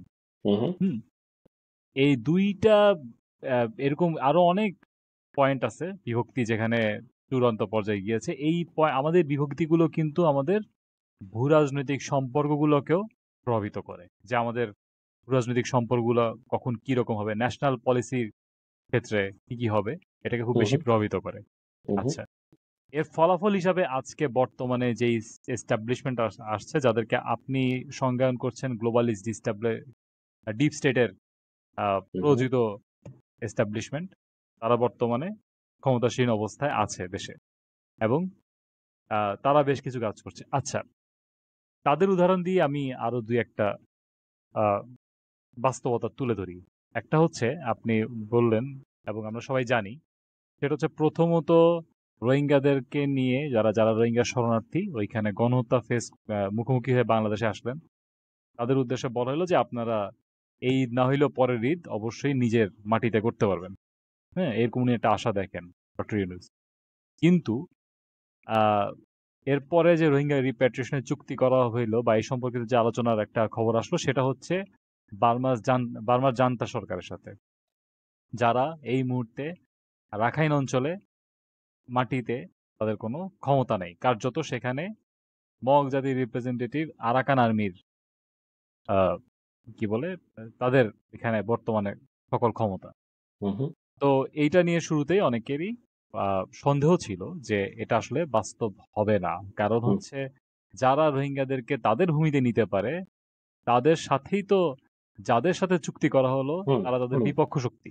হুম আচ্ছা, হুম কিন্তু এই ধরনের কথাবার্তা বলা হয়েছে। তারপর হচ্ছে গিয়ে মানবিক দৃষ্টিকোণ দেখানো, আরাকান অঞ্চলে দুর্ভিক্ষ হবে, সেই দুর্ভিক্ষের ভিকটিম কারা হবে সেটা সেটা বিশ্লেষণে না গিয়েও দেখানো, মানবিক দৃষ্টিকোণ থেকে কেন করিডোর গুরুত্বপূর্ণ। আরেকটা হচ্ছে বাংলাদেশের মানুষের কাছে আশ্বাস দেখানো এক ধরনের, যে এই ধরনের করিডোর বা মানবিক চ্যানেলের মাধ্যমে রোহিঙ্গার অ্যাকচুয়ালি তাদের মাতৃভূমিতে ফিরতে পারবে এবং আমাদের উপর একটা অর্থনৈতিক বোঝা কমবে। হুম। আচ্ছা, এইরকম এই যে বিভিন্ন ভুলভাল আঙ্গিকে একটু পপুলিস্ট এই অর্থে যে মানুষ এই মুহূর্তে যেই ব্যাপারগুলোর সমাধান তড়িৎ চায় বা মানুষের তড়িৎ এক্সপেকটেশন যেগুলো সেগুলোকে মোটামুটিভাবে এন্টারটেইন করা, বেশি বিস্তারিত ব্যাখ্যা বিশ্লেষণ সৎ ব্যাখ্যা না দিয়ে, এই জিনিসটা কিন্তু এখন না, এই জিনিসটা আমরা আগেও দেখছি। আপনার আলাপের শুরুতেই প্রাক্তন প্রধানমন্ত্রী শেখ হাসিনার যে বক্তব্য, হ্যাঁ, এই বাংলাদেশের একটা অংশ নিয়ে, আমি সেটা একটু একদম ৭১ টিভির একটা নিউজটা একটু পড়ে শোনাই। প্রধানমন্ত্রী বলেন, চক্রান্ত এখনো আছে পূর্ব তিমুরের মতো বাংলাদেশের একটা অংশ নিয়ে তারপর চিটাগাং মিয়ানমার মিলে একটা খ্রিস্টান রাষ্ট্র বানাবে, বঙ্গোপসাগরে একটা ঘাঁটি করবে। এই বক্তব্যটাও আমার কাছে একই রকম একটা, মানে এটা এটা আমি কেন বলতেছি সেই প্রসঙ্গটা উল্লেখ, সেটা সেটা তো আসবো। একই রকম একটা, মানে একটু পপুলিস্ট চিন্তাকে এন্টারটেইন করে বলা। হ্যাঁ, বিস্তারিত বাস্তবতা না দেখে, যেমন ধরেন বাংলাদেশের চট্টগ্রাম অঞ্চলটাকে নিয়ে বঙ্গোপসাগরে ঘাঁটি করে খ্রিস্টান রাষ্ট্র বানানো কাদেরকে দিয়ে সম্ভব, যারা কার্যত পুরো পপুলেশনটা খ্রিস্টান। হ্যাঁ, যেমন কুকি আহ, জাতিদের কথা বলা যেতে পারে, মিজোরাম এবং চীন স্টেটে যারা থাকেন। তো তারা বা আমাদের পুরো পার্বত্য চট্টগ্রাম এবং চট্টগ্রামের অধিকাংশ মানুষ মুসলিম বাঙালি, পার্বত্য চট্টগ্রাম মানুষ অধিকাংশ মানুষ বৌদ্ধ। হ্যাঁ, এবং এই পুরোটাকে নিয়ে বঙ্গোপসাগরে একটা ঘাঁটি হবে, এটা কিন্তু পূর্ণ বাস্তবতাকে রিপ্রেজেন্ট করে না। হতে পারে সেখানে একটা খ্রিস্টান ethno state, ethno religious state তৈরি করার ইচ্ছা অনেক গোষ্ঠী থাকতে পারে। হ্যাঁ, কিন্তু এটা পূর্ণ বাস্তবতাকে রিপ্রেজেন্ট করে না, কিন্তু এটা একটা পপুলিস্ট সুরসুরি। যেমন হুম ইউনূস সাহেবের কথাবার্তা যেমন বেশ কিছু পপুলিস্ট সুরসুরি। তো দেখা যাচ্ছে প্রত্যেক ক্ষেত্রে রাজনৈতিক ক্ষমতায় থাকা ব্যক্তিরা পূর্ণ বাস্তবতাটাকে দেখাচ্ছে না। কিন্তু আপনিও খুব ভালো করে জানেন, আমরাও এটা খুব ভালো, সবাই ভালো করে জানি যে ওইখানে এথনিক এবং ডেমোগ্রাফিক যেই স্বার্থর যে ব্যাপারটা, সেটা হুম খুবই জটিল। হুম অনেক রকম স্বার্থ সেখানে জড়িত। হুম হুম। কুকিদের নিজস্ব স্বার্থ আছে, মগদের নিজস্ব স্বার্থ আছে, হুম আমাদের দেশের ভেতরে চাকমাদের নিজস্ব স্বার্থ আছে। হুম হ্যাঁ, তো জান্তার এক ধরনের স্বার্থ আছে। আবার যেমন ধরেন অতীতে সবসময় বলা হতো, মানে আজকে যাদেরকে আমরা রাখাইন বলতেছি যে মগ জাতি, তাদের তাদের তাদের কিন্তু মূল বর্মী জাতির একটা অংশই ধরা হইতো দীর্ঘ সময়। অতীতের বিভিন্ন ডকুমেন্টে আমি কেউ দেখতে চাইলে আমি দেখাতে পারবো। হ্যাঁ, যে রাখাইনদের ল্যাঙ্গুয়েজ ভাষাটাকেও বার্মিজদের একটা ডায়ালেক্ট মনে করা হচ্ছে। সাংস্কৃতিক ভাষিক এথনিক দিক থেকে তারা খুব কাছাকাছি। হুম হুম হুম, তা সত্ত্বেও কিন্তু তারা মিয়ানমারের মানে সেন্টারের সাথে তারা অনেকেই আছে, যেমন পাবলিক অপিনিয়নে দেখা যায় তারা থাকতে চায় না। আর একটা চলমান যুদ্ধ তো আছেই, যেখানে অবশ্য যদিও আরাকান আর্মি ফুল সেপারেশনের কথা এখনো বলে নাই, হুম সম্পূর্ণ সার্বভৌম স্টেট বানানোর কথা, কিন্তু এরকম বিভক্তি আছে।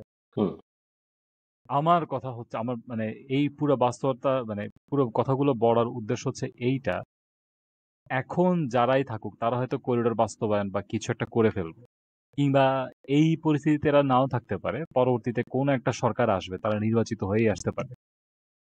যারাই আসুক, হুম এই অঞ্চলের যে কোনো সমস্যার সমাধানের ক্ষেত্রে হুম হুম আমাদের তো একটা চিন্তা থাকা উচিত।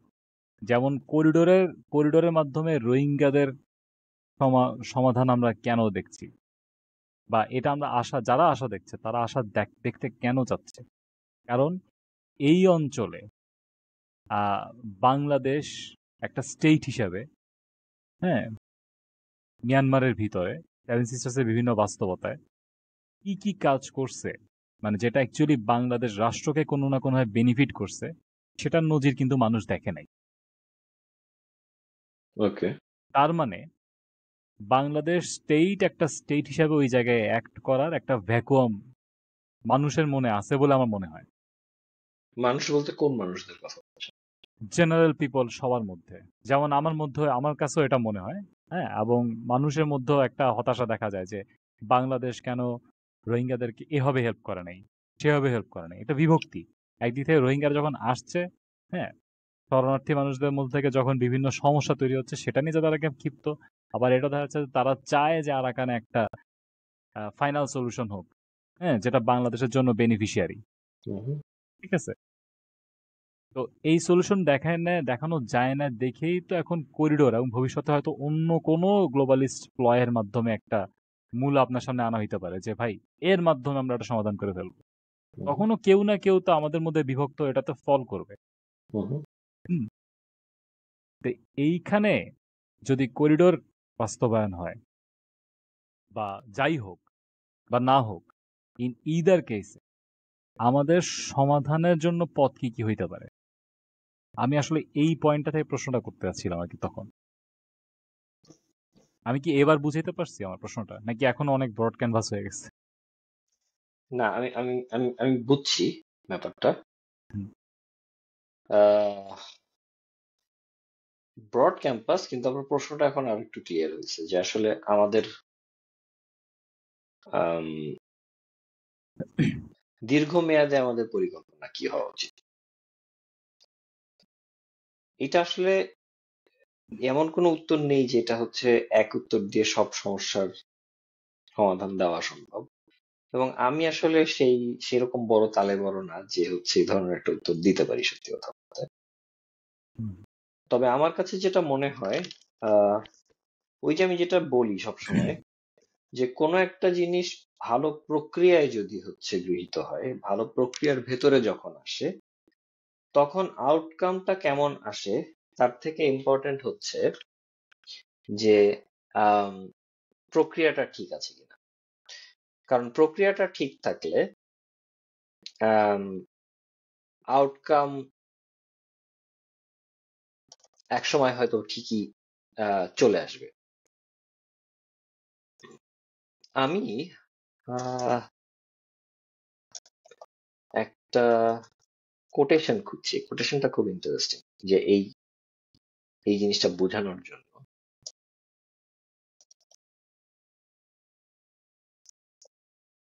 এটা হচ্ছে, আচ্ছা, আপনি কোটেশন খুঁজেন, আমি তাহলে হ্যাঁ সেক্ষেত্রে আপনাকে প্রশ্নটা একটু ন্যারো করি একটা জায়গায়। আমাদের হ্যাঁ শর্ট টার্মে কি করা যেতে পারে? শর্ট টার্মে ধরেন ইউনূস থাকলেন এবং তিনি হুম, সফল হইলেন, সেই ক্ষেত্রে বাংলাদেশের নাগরিকরা কোনো না কোনোভাবে তো স্টেটকে প্রভাবিত করার চেষ্টা করবে। তো নাগরিক হিসেবে আমরা স্টেটকে কিভাবে প্রভাবিত করার চেষ্টা করতে পারি? কোন কাজের ক্ষেত্রে? যে সকল প্রকার করিডোর একদম বাতিল করো বাধ্যতামূলকভাবে, এইটা? রাইট, আচ্ছা, ওকে। সেটা যদি আমরা করতে চাই কি, তখন কিন্তু একটা অবভিয়াস একটা অংশ আমাদেরকে বাধা দিবে। হ্যাঁ। সেই ধরনের বাধা আমরা অলরেডি দেখছি। আমার মনে হয় এখানে সব থেকে বড় ইয়ে হচ্ছে আহ, যেটাকে বলে আর কি, রিস্ক বেনিফিট রেশিওটা সবার আগে হুম হুম চিন্তা করা। এবং যে কোনো সিদ্ধান্ত নেওয়ার আগে যেরকম আমরা রিস্ক বেনিফিট রেশিও করি, এটাও একই ধরনের, যে আসলে রিস্কটা কত হাই এবং হুম হুম সম্ভাব্য বেনিফিটটা আসলে কি ধরনের। হুম হুম তো রিস্কের পক্ষে কি পরিমাণ এভিডেন্স আছে, সম্ভাব্য বেনিফিটের পক্ষে কি ধরনের এভিডেন্স আছে। একটা আলাপ আপনার সাথে আমি শুরু করেছিলাম যে পৃথিবীতে যখন আমরা এই ধরনের হিস্টোরিক এভিডেন্স খুঁজে বের করবার চেষ্টা করি, হ্যাঁ, এই এভিডেন্স গুলো খুঁজে বের করবার চেষ্টা করি এইটা বুঝতে যে কোনো একটা ভালো কিছু যদি হয়ে থাকে তাহলে সেটা আমাদের জন্য হওয়ার সম্ভাবনা কতটুকু, কোনো একটা খারাপ কিছু যদি হয়ে থাকে সেটাও আমাদের জন্য হওয়ার সম্ভাবনা কতটুকু, কেমন। এই ব্যাখ্যা বিশ্লেষণটা এই জন্য ইম্পর্টেন্ট, কারণ তখন দেখা যায় যে কোনো একটা ইতিহাস পুনরাবৃত্তি হবে কি হবে না। এখন যেটা আপনাকে আমি বলছিলাম যে ইতিহাসের পুনরাবৃত্তি সাধারণত হয় যখন ইতিহাসের অনুকরণ, ঠিক আছে। তো বাংলাদেশের ক্ষেত্রে ইতিহাসের পুনরাবৃত্তি ভালো দিকে হবে না খারাপ দিকে হবে, এইটা নির্ভর করছে আসলে যারা অনুকরণ করছে বা যাদের অনুকরণ প্রচেষ্টাটা হচ্ছে ইমপ্লিমেন্টেড হচ্ছে, তারা কারা। হ্যাঁ, তো আমরা এখন প্রথম আলাপ যেটা আর কি শুরু করেছিলাম সেটা থেকে এটা মোটামুটি নিশ্চিত যে যারা বেসিক্যালি এখানে কোনো একটা প্রক্রিয়া অনুকরণ করবার চেষ্টা করছে সেই তারাটা হচ্ছে মূলত গ্লোবাল ডেমোক্রেট লবি। এবং এই ডেমোক্রেট গ্লোবালিস্ট লবির বিভিন্ন সিমিলার প্রজেক্ট গুলি সারা পৃথিবীতে কোনটা কিভাবে পারফর্ম করেছে, কি ধরনের আউটকাম দিয়েছে নেটিভ পপুলেশনের জন্য, এই জিনিসটা একদম দিনের মতো পরিষ্কার।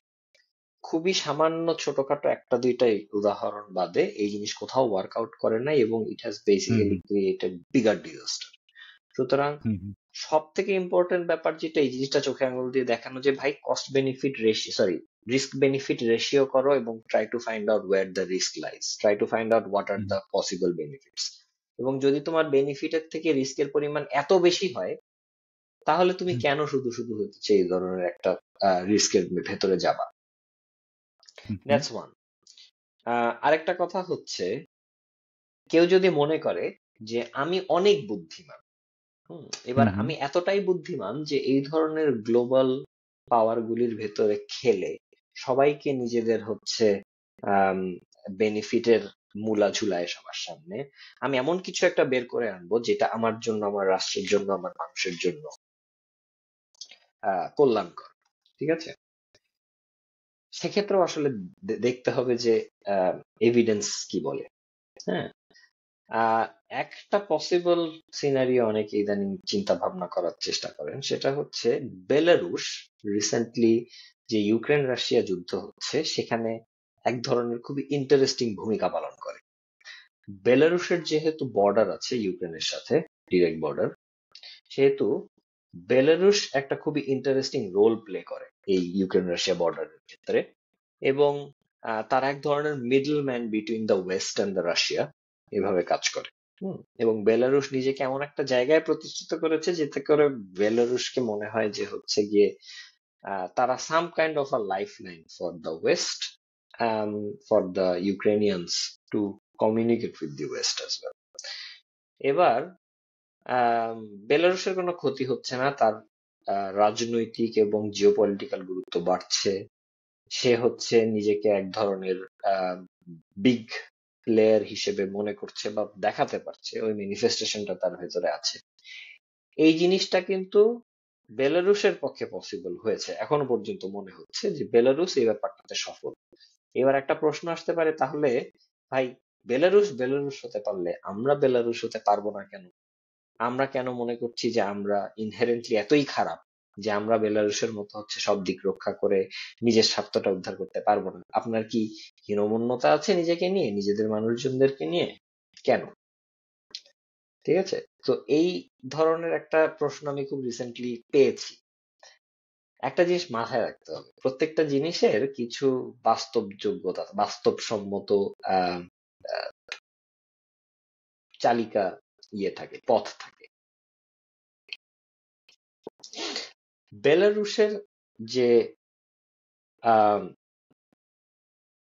সরকার, দীর্ঘদিন ধরে হচ্ছে তারা বেলারুশের শাসন ক্ষমতায় আছে। আহ লুকাশেঙ্কো হচ্ছে এই মুহূর্তে বেলারুশের একজন আহ, কি বলবো, এক ধরনের অবিসংবাদিত নেতা। তার অনেক পলিটিক্যাল রাইভাল আছে নিঃসন্দেহে, কিন্তু মোটামুটি নিশ্চিতভাবে বেলারুশের একদম অবিসংবাদিত রাজনৈতিক নেতৃত্ব হিসেবে লুকাশেঙ্কোকে স্বীকার করে নেওয়া যায়, ন্যাশনাল এবং ইন্টারন্যাশনাল। এবং একটা দীর্ঘ সময় ধরে হচ্ছে সে বেলারুশের রাষ্ট্র ক্ষমতায় আছে। আম, সে একজন নিজে বেলারুশের এখনকার যে প্রেসিডেন্ট, সে নিজে একটা সময় হচ্ছে সরাসরি রাশিয়ান ডিপ স্টেটের অংশ ছিল, যখন Russia use to be Soviet Union. এবং এর পরবর্তী সময়ে বেলারুশের আন্ডারে, সরি, রাশিয়া, লুকাশেঙ্কোর আন্ডারে বেলারুশ রাষ্ট্র হিসেবে রাশিয়ার সাথে অত্যন্ত বন্ধুত্বপূর্ণ সম্পর্ক মেনটেন করে চলেছে। রাশিয়া কারা? রাশিয়া হচ্ছে তাদের আঞ্চলিক মহাশক্তি বা পরাশক্তি। এবার বেলারুশ এক ধরনের মিডল গ্রাউন্ড হিসেবে কাজ করছে between Russia and West, it is true, কিন্তু তার লিনিয়েন্সটা কিন্তু তার আঞ্চলিক পরাশক্তির দিকে, এবং এটা কেউ অস্বীকার করে না। এবার আঞ্চলিক পরাশক্তি কেন জরুরি? তার কারণ হচ্ছে আঞ্চলিক পরাশক্তি হচ্ছে তোমার সাথে ক্ষেত্র বিশেষে ভূমি শেয়ার করে, ক্ষেত্র বিশেষে কন্টিনেন্ট শেয়ার করে, ক্ষেত্র বিশেষে সিমিলার ভূ প্রাকৃতিক বৈশিষ্ট্য শেয়ার করে। মানুষের ভাষা, মানুষের চিন্তাধারা, এগুলো আসলে হচ্ছে অনেক ক্ষেত্রে প্রভাবিত হয় তোমার ইয়ে দ্বারা, কি বলে, আঞ্চলিক পরাশক্তি দ্বারা।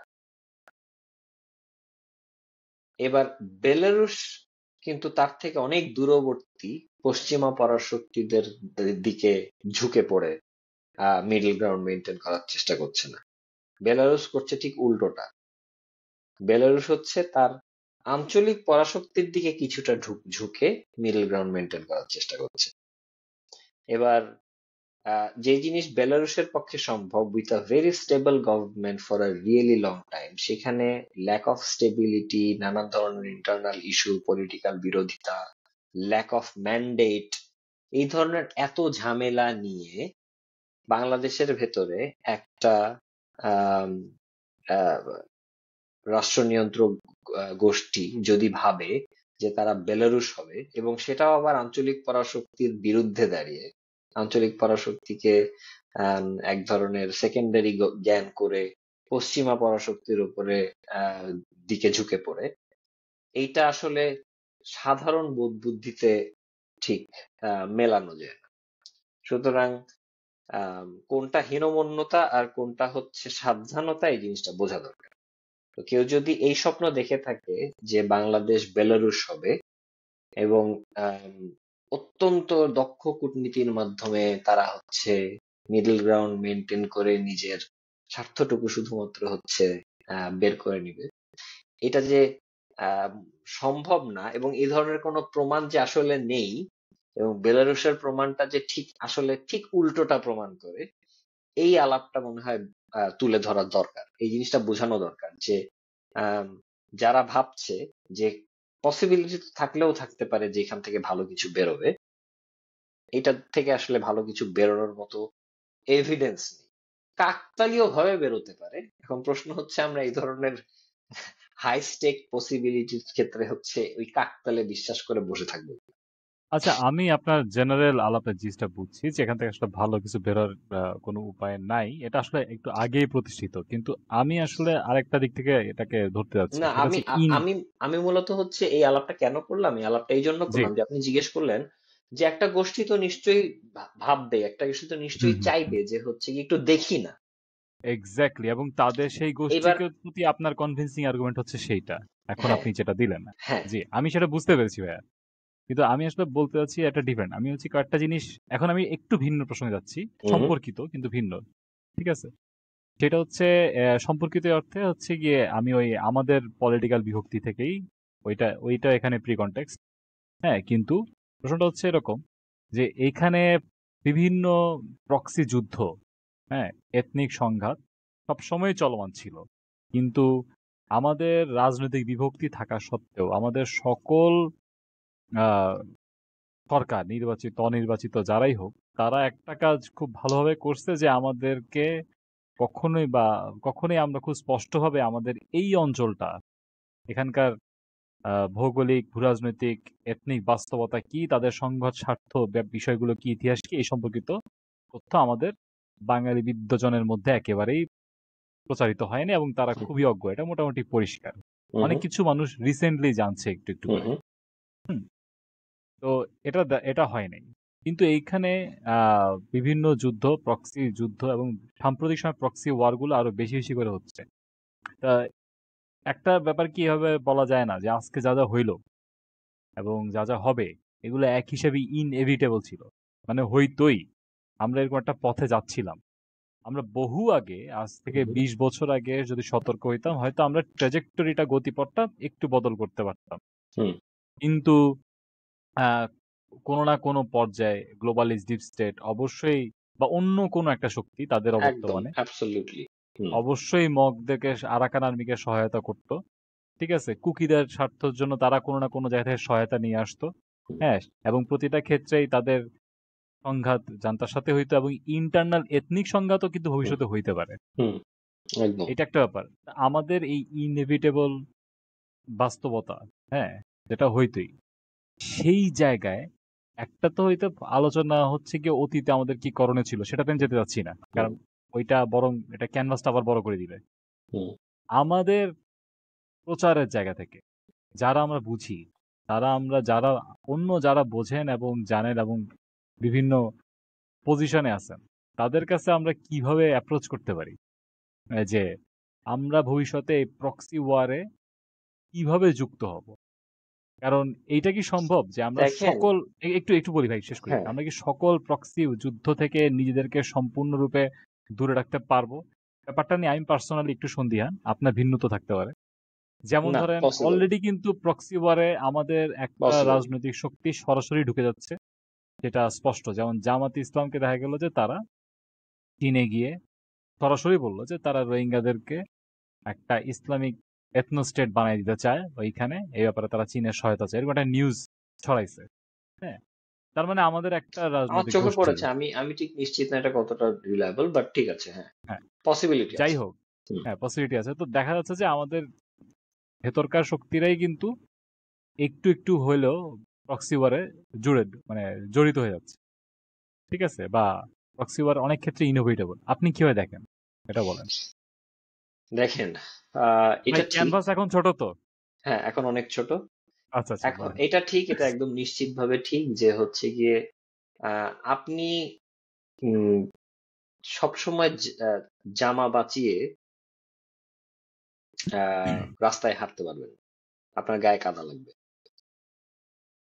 আপনার মূল মেকানিজমটা থাকা উচিত যে আপনার গায়ে কাদা লাগলে আপনি সেটা কিভাবে পরিষ্কার করবেন, আপনার আদৌ সেটা পরিষ্কার করার মতন যথেষ্ট পরিমাণে ডিটারজেন্ট আছে কিনা, এবং এট দ্য সেম টাইম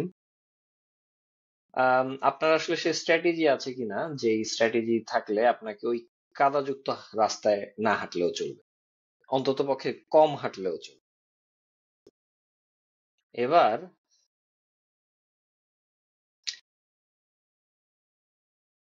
জিওপলিটিক্সে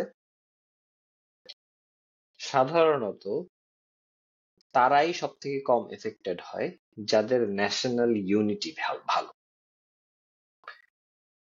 জিওপলিটিক্সে তারাই সব থেকে কম ক্ষতির সম্মুখীন হয় যারা নিজেদের ইন্টারনাল এক ধরনের শক্ত নেশন বিল্ডিং প্রসেসের মধ্যে দিয়ে গিয়েছে। এটা অন্তত পক্ষে হচ্ছে রিসেন্ট পাস্টের অভিজ্ঞতা আমরা বলতে পারি আর কি। আমাদের একটা বড় সমস্যার জায়গা হচ্ছে আমাদের ইন্টারনাল ফ্র্যাগমেন্টেশন গুলো এত বড়, ফল্ট লাইন গুলো এত স্পষ্ট, এবং নেশন বিল্ডিং প্রসেস এত দীর্ঘ সময়ের জন্য হচ্ছে অনুপস্থিত, যার ফলে এই যে ইনএভিটেবল জিওপলিটিক্যাল ইস্যুস গুলো, এগুলো রক্ষা করার যে সব থেকে শক্ত রক্ষা কবচ, ওইটাই আমাদের দুর্বল। সেটা হচ্ছে আমাদের অন্তর্গত ঐক্য। এখন আপনি যদি জিজ্ঞেস করেন এটার সমাধান কি, এটার মূল সমাধান হচ্ছে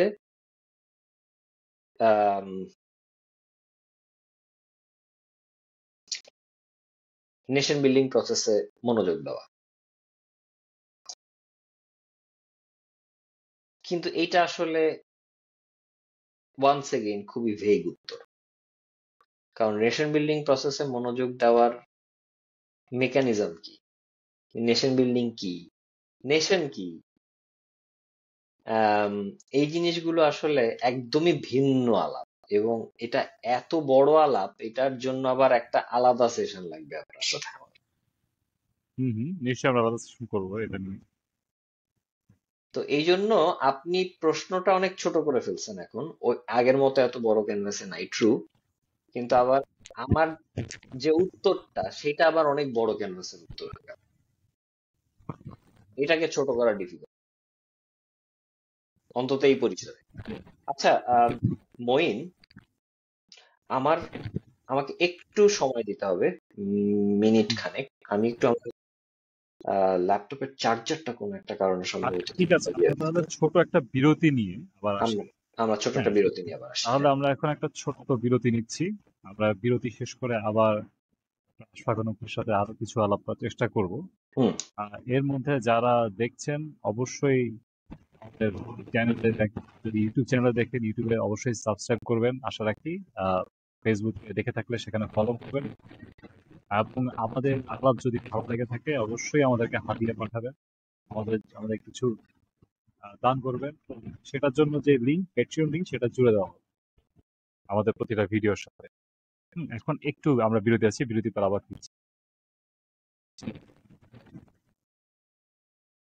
আচ্ছা, আমরা বিরতি নিয়ে আবার ফিরে আসলাম। আহ, তো আমরা বিরতির আগে আমরা অনেকগুলো বিষয়কেই, মানে করিডোর সম্পর্কিত এবং বর্তমান রাজনীতির সাথে প্রাসঙ্গিক, ভূ রাজনীতি প্রাসঙ্গিক অনেকগুলো বিষয়কে উল্লেখ করলাম। বিশেষ করে এটা কিভাবে প্রতি ক্ষেত্রেই আহ, একটা ফেইল্ড মিশনে পরিণত হবে। ফেইল্ড মিশন বলতে হচ্ছে আমাদের তরফ থেকে বাংলাদেশের স্বার্থের দৃষ্টি থেকে বিচার করলে অবশ্যই করিডোর বা এখানে চ্যানেল এই ব্যাপারটা ব্যর্থই হবে বাংলাদেশের স্বার্থ রক্ষায়। এই ব্যাপারটা নিয়ে আমরা মূলত বিভিন্ন আঙ্গিক থেকে এই ব্যাপারটাকে দেখেছি। এর বাইরে আনুপ ভাইয়ের কাছে আমি আসলে দুইটা প্রশ্ন করব, এবং এখন আমাদের হাতে সময় কম, আসলে আলাপটা অনেক দীর্ঘ প্রক্রিয়া, মানে নেওয়ার ব্যাপারে আজকের সময় মূলত আমার কম। হ্যাঁ, কিন্তু তারপর আমি ছোট করে ক্রিস্প ভাবে শুনতে চাবো আনুপ ভাইয়ের কাছে দুইটা জিনিস। একটা হচ্ছে করিডোর নয় চ্যানেল। হ্যাঁ, এই কথাটার সত্যতা কতটুকু এবং করিডোর এবং চ্যানেলের পার্থক্য কি?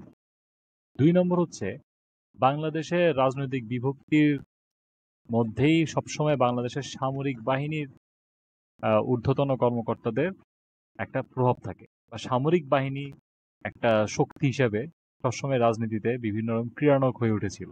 এবং বর্তমানের যেই এস্টাবলিশমেন্ট ক্ষমতায় আজ রয়েছে তাদের পেছনেও কিন্তু, বা তাদের সাথেও কিন্তু সামরিক বাহিনী একটা গুরুত্বপূর্ণ আহ, চরিত্র বাংলাদেশের রাজনীতিতে, যেটা ৫ আগস্টের পরপর থেকেই। তো সামরিক বাহিনীর ভূমিকা কি হইতে পারে? তারা কি করিডোর ব্যাপারটাকে ভালোভাবে নিবে না খারাপভাবে নিবে, বা তারা কি এটাকে ভিন্নভাবে প্রোগ্রেস করার পরামর্শ কি তারা দিবে?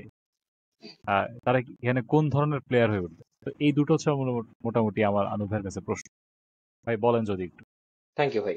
আহ, আমি এটা বুঝতেছি যে সময় সংক্ষেপ আসলে আমার দিক থেকেও। সেক্ষেত্রে প্রথম প্রশ্নটাতে যাই, যেটা ছিল মূলত হচ্ছে, সরি, আপনি আরেকবার একটু যদি রিপিট করেন। ফার্স্ট কোশ্চেনটা ছিল হচ্ছে রিলেটেড টু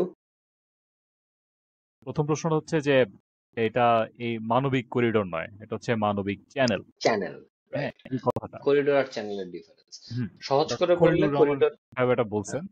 হ্যাঁ, হ্যাঁ, হ্যাঁ, এটা রিসেন্টলি সত্যতা করিডোর সব। কতটুকু, এবং যদি মানে চ্যানেল এবং করিডোরের পার্থক্যটা কি এই ক্ষেত্রে? ওনারা দেখেন, প্রথমে ওনারা করিডোর বলেছেন, এরপরে যখন হচ্ছে এক ধরনের ব্যাকল্যাশ ফিল করছেন, এখন ওনারা বলছেন চ্যানেল। এটা সত্যি হুম যে মেকানিজমের দিক থেকে চ্যানেল এবং করিডোর ভিন্ন। হুম করিডোর হচ্ছে, যদি আমি টেকনিক্যাল পার্সপেক্টিভ থেকে দেখি, করিডোর হচ্ছে মূলত একটা বিস্তীর্ণ জায়গা, এলাকা। যে এলাকাটা হচ্ছে আহ, দুইটা রাষ্ট্রীয় ভূখণ্ডকে আম, দুই পাশে রেখে একটা আহ, অঞ্চল তৈরি করবে, যে অঞ্চলের মধ্যে হচ্ছে হিউম্যানিটেরিয়ান বিভিন্ন এইড ওয়ার্কার, হিউম্যানিটেরিয়ান বিভিন্ন ক্যাম্পস যেগুলো প্রতিষ্ঠিত হবে, সেই এলাকাতে হচ্ছে মূলত চিকিৎসা সেবা দেওয়া হবে, ত্রাণ সহায়তা দেওয়া হবে। তো এটা একটা বড় দক্ষযোগ, এবং এটা হবে হচ্ছে একটা কমন গ্রাউন্ডে, যেখানে হচ্ছে বাংলাদেশের একটা অঞ্চল ব্যবহৃত হবে সীমান্তবর্তী, এবং ওই দিককার কোনো একটা অঞ্চল ব্যবহৃত হবে সীমান্তবর্তী। তো দুইটার মাঝখানে এক ধরনের হচ্ছে বিস্তীর্ণ এলাকা জুড়ে করিডোর দেওয়া হয়। Channel on the other hand, এটা মূলত হচ্ছে একটা ট্রান্সপোর্ট রুট, খুব সহজ করে বললে।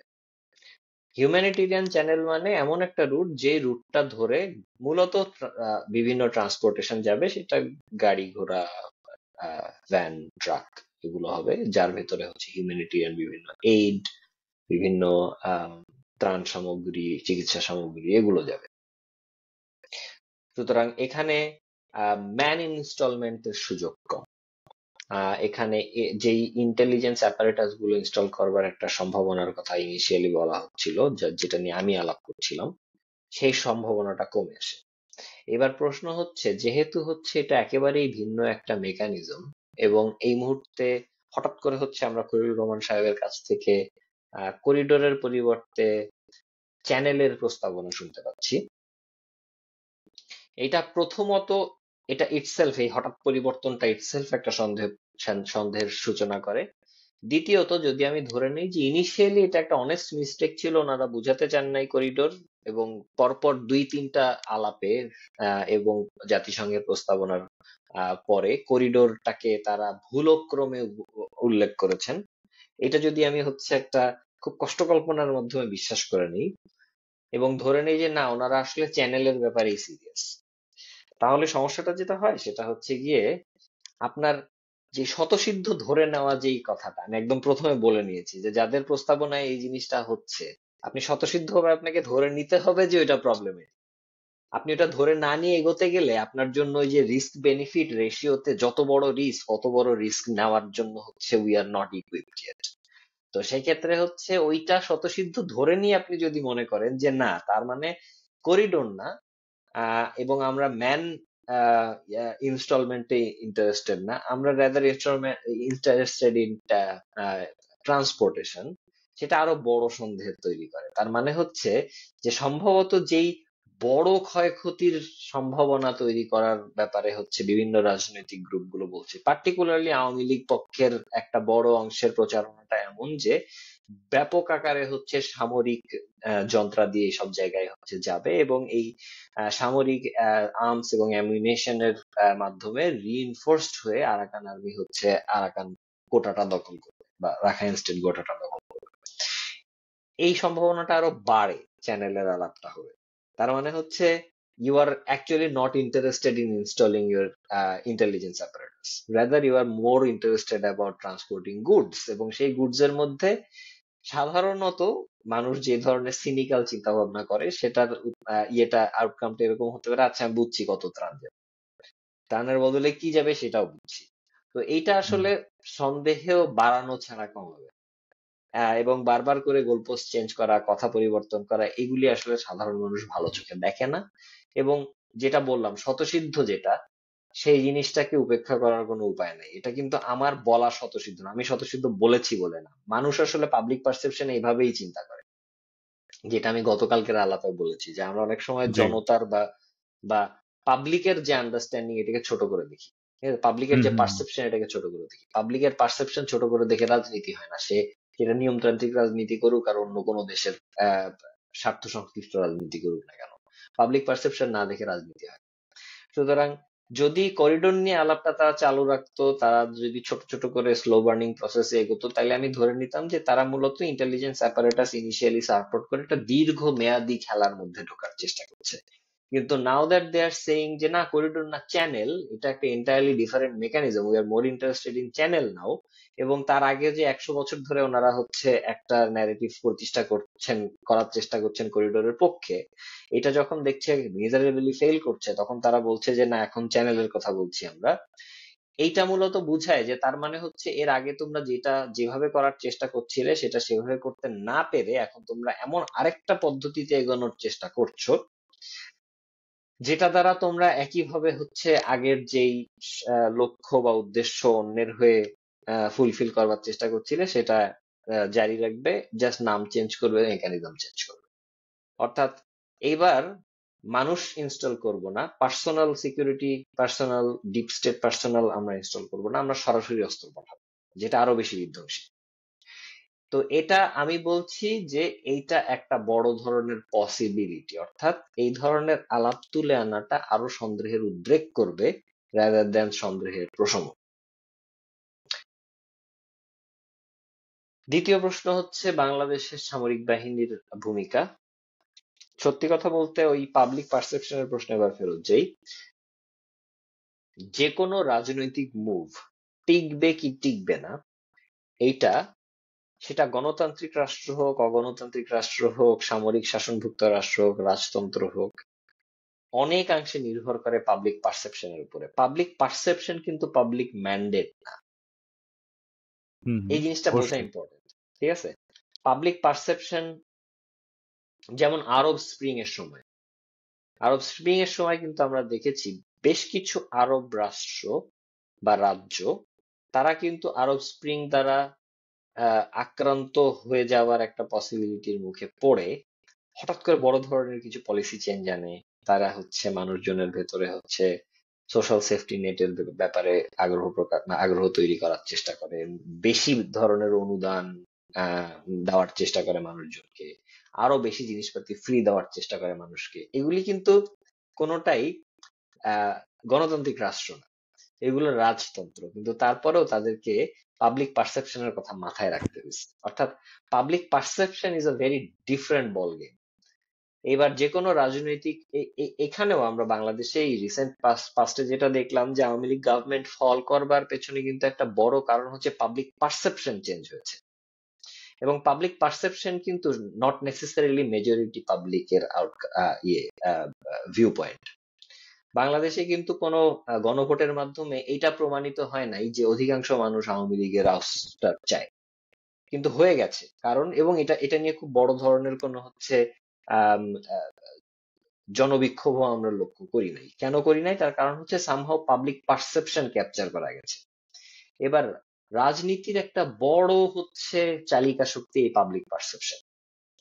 একটা সময় পর্যন্ত আমাদের কাছে মনে হচ্ছিল জেনুইনলি যে প্রবাবলি আর্ম ফোর্স এখনকার যে রাষ্ট্রীয় নিয়ন্ত্রক অংশটা তার একটা বড় স্টেক হোল্ডার। পরবর্তী সময়ে বেশ কিছু পাওয়ার মুভ আমরা দেখতে পেয়েছি ফ্রম দ্য সাইড অফ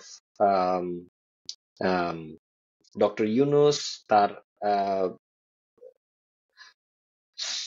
কি বলবো, তার তার ডানার নিচে যেসব রাজনৈতিক নতুন দল তৈরি হচ্ছে, এনসিপি, সেসবকার বিভিন্ন নেতা, উঠতি নেতা, তাদের বিভিন্ন আলাপে যে তারা এমন ভাষায় এবং এমন অ্যাটিটিউডে আর্ম ফোর্সকে নিয়ে কথা বলেছে, আর্ম ফোর্সের সর্বোচ্চ ব্যক্তি, সর্বোচ্চ নেতৃত্বকে নিয়ে কথা বলেছে, এবং সেটার ব্যাপারে আর্ম ফোর্স এতটাই নীরব ছিল, এটা ইটসেলফ কিন্তু এমন এক ধরনের পাবলিক পারসেপশন তৈরি করতে বাধ্য যে যেই স্টেক হোল্ডার বা যেই লেভেলের স্টেক হোল্ডার আর্ম ফোর্সকে মনে করা হতো সেই লেভেলের স্টেক হোল্ডার তারা আর আসলে নেই।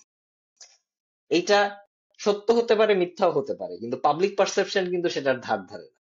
এবং পাবলিক পারসেপশন নিউ ট্রুথ তৈরি করে। এই ব্যাপারটা একটু বোঝেন যে public perception is not necessarily the absolute truth or lie. Public perception rather is that mechanism which creates new truth politically. এইবার যেই পাওয়ার মুভ গুলোর কথা আমি বললাম, এই পাওয়ার মুভ গুলোর মাধ্যমে কিন্তু আর্ম ফোর্সের যে স্টেক, আর্ম ফোর্সের যেই কবজার কথা আমরা চিন্তা করেছি, পাবলিক পারসেপশনে যেটা নিয়ে এক ধরনের ধারণা ছিল সেটা কিন্তু বেশ খানিকটা খর্ব হয়ে গেছে। এই বাস্তবতাটা আমাদের মানতে হবে যে যত বড় প্লেয়ার আর্ম ফোর্সকে মনে করা হচ্ছিল, পাবলিক পারসেপশনে arm force is no more that much of a big player. এটা কি এমন হইতে পারে যে যত বড় প্লেয়ার আর্ম ফোর্সেসকে সবসময় মনে করা হয় তারা কখনোই সেটা ছিল না? বাংলাদেশের ইতিহাস যদি দেখি, এটা পুরোপুরি সত্য না। তার কারণ হচ্ছে আর্ম ফোর্স সবসময় বড় আহ কিং মেকার হিসেবে ভূমিকা পালন যদি করেছে। এইটা হয়ে থাকে তাহলে কি এখন এরকম কিছু হইতে পারে যে আর্ম ফোর্সেসের যারা স্বার্থ দেখছে, নিয়ন্ত্রণ করছে, তারা যদি এরকম একটা অবস্থা দেখে যে তারা এই 5 আগস্টের পর তারা ওই ব্যাপারটা হইতে দিছে, যে হুম তাদেরকে হুম নিয়ে বলুক যা ইচ্ছা করুক, ঠিক আছে? হুম হুম, কারণ তারা পলিটিক্স ইনভলভ হইতে চায় না হুম ওইভাবে। হুম হ্যাঁ, হুম কিন্তু কারণ ওইটাও স্পষ্ট যে তারা সরাসরি পলিটিক্স ইনভলভ হওয়ার কোনো চেষ্টা করে নাই। দ্যাট ইজ হ্যাঁ, অ্যাকচুয়ালি ট্রু, ইয়েস আই হ্যাঁ, এগ্রি। তাহলে যেহেতু অ্যাকচুয়ালি অতীত দেখলে দেখা যায় যে তারা বিভিন্ন সময় বড় স্টেক হোল্ডার ছিল। হুম হ্যাঁ, হুম এবং এটা কি হইতে পারে যে এখন তারা চুপ ছিল, কিন্তু এই করিডোর যদি এমন বাস্তবতা নিয়ে আসে, তারা ড্রাস্টিক কোনো এমন কোনো কাজ করে বসবে, এমন কিছু কাজ করবে তারা খুব তড়িৎ, সময়ক্ষেপণ না করে, যাতে হুম হুম মানুষের পাবলিক পারসেপশন ফিরে আসবে যে আর্ম ফোর্স অ্যাকচুয়ালি বড় প্লেয়ার। এটা কি হইতে পারে? Possible, hmm, possible, but the problem is, you see, hmm, যেই সমস্যাগুলোর কথা আমি বলতে চাচ্ছিলাম, যে যে পাওয়ার মুভ গুলোর কারণে পাবলিক পারসেপশন আরো বেশি হচ্ছে খরবাহিত হয়েছে হুম, সামরিক হুম, বাহিনীর ব্যাপারে, সেটা হচ্ছে আহ, বেশ, বললাম তো, বেশ স্ট্রং ল্যাঙ্গুয়েজে হচ্ছে পাবলিক, পাবলিকলি আর্মির চিফকে নিয়ে কথা বলা হয়েছে, ওনার ব্যাপারে হচ্ছে রীতিমতো রটনা করা হয়েছে, সেটা সত্য মিথ্যা মিলিয়ে। আবার কেউ একদল এটা সমালোচনা করেছে, কেউ একদল আবার এটা খুব নরমপন্থী ভাবে সমর্থন করেছে। কিন্তু মূল কথা হচ্ছে, এই ধরনের স্ট্রং ল্যাঙ্গুয়েজ ব্যবহার করে আর্ম ফোর্সের প্রধানের ব্যাপারে এই ধরনের স্টেটমেন্ট আসার পরেও আমরা খুব বড় ধরনের কোনো রিয়াকশন আসলে দেখি না। হুম, এবার এইটার হুম, ফলে পাবলিক পারসেপশন খর্ব হয়েছে, কিন্তু সেটা খর্ব হওয়ার কারণটা শুধুমাত্র এইটা না যে আর্মি শক্তিহীন, বরং এইটাও হতে পারে যে আর্মি ঐক্যহীন।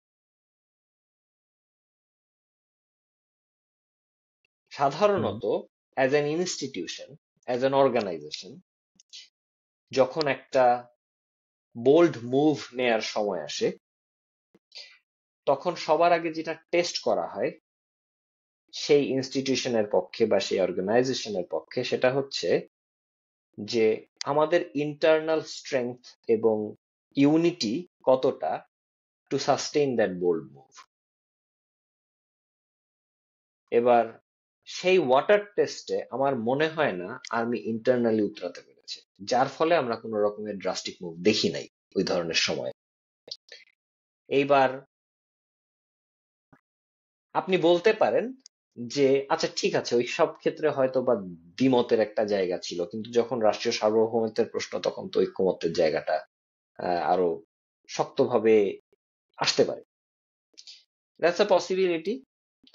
কিন্তু আবার এখানে আরেকটু আবার অতীতে ফিরতে হয়, সেটা হচ্ছে গিয়ে যে একটা আনন্যাচারাল প্রসেস দীর্ঘ সময় ধরে বাংলাদেশ এবং উন্নয়নশীল বিভিন্ন রাষ্ট্রের আর্ম ফোর্স গুলোর ভেতরে চলমান, সেটা হচ্ছে জাতিসংঘের শান্তিরক্ষী বাহিনীতে তাদের পদায়ন।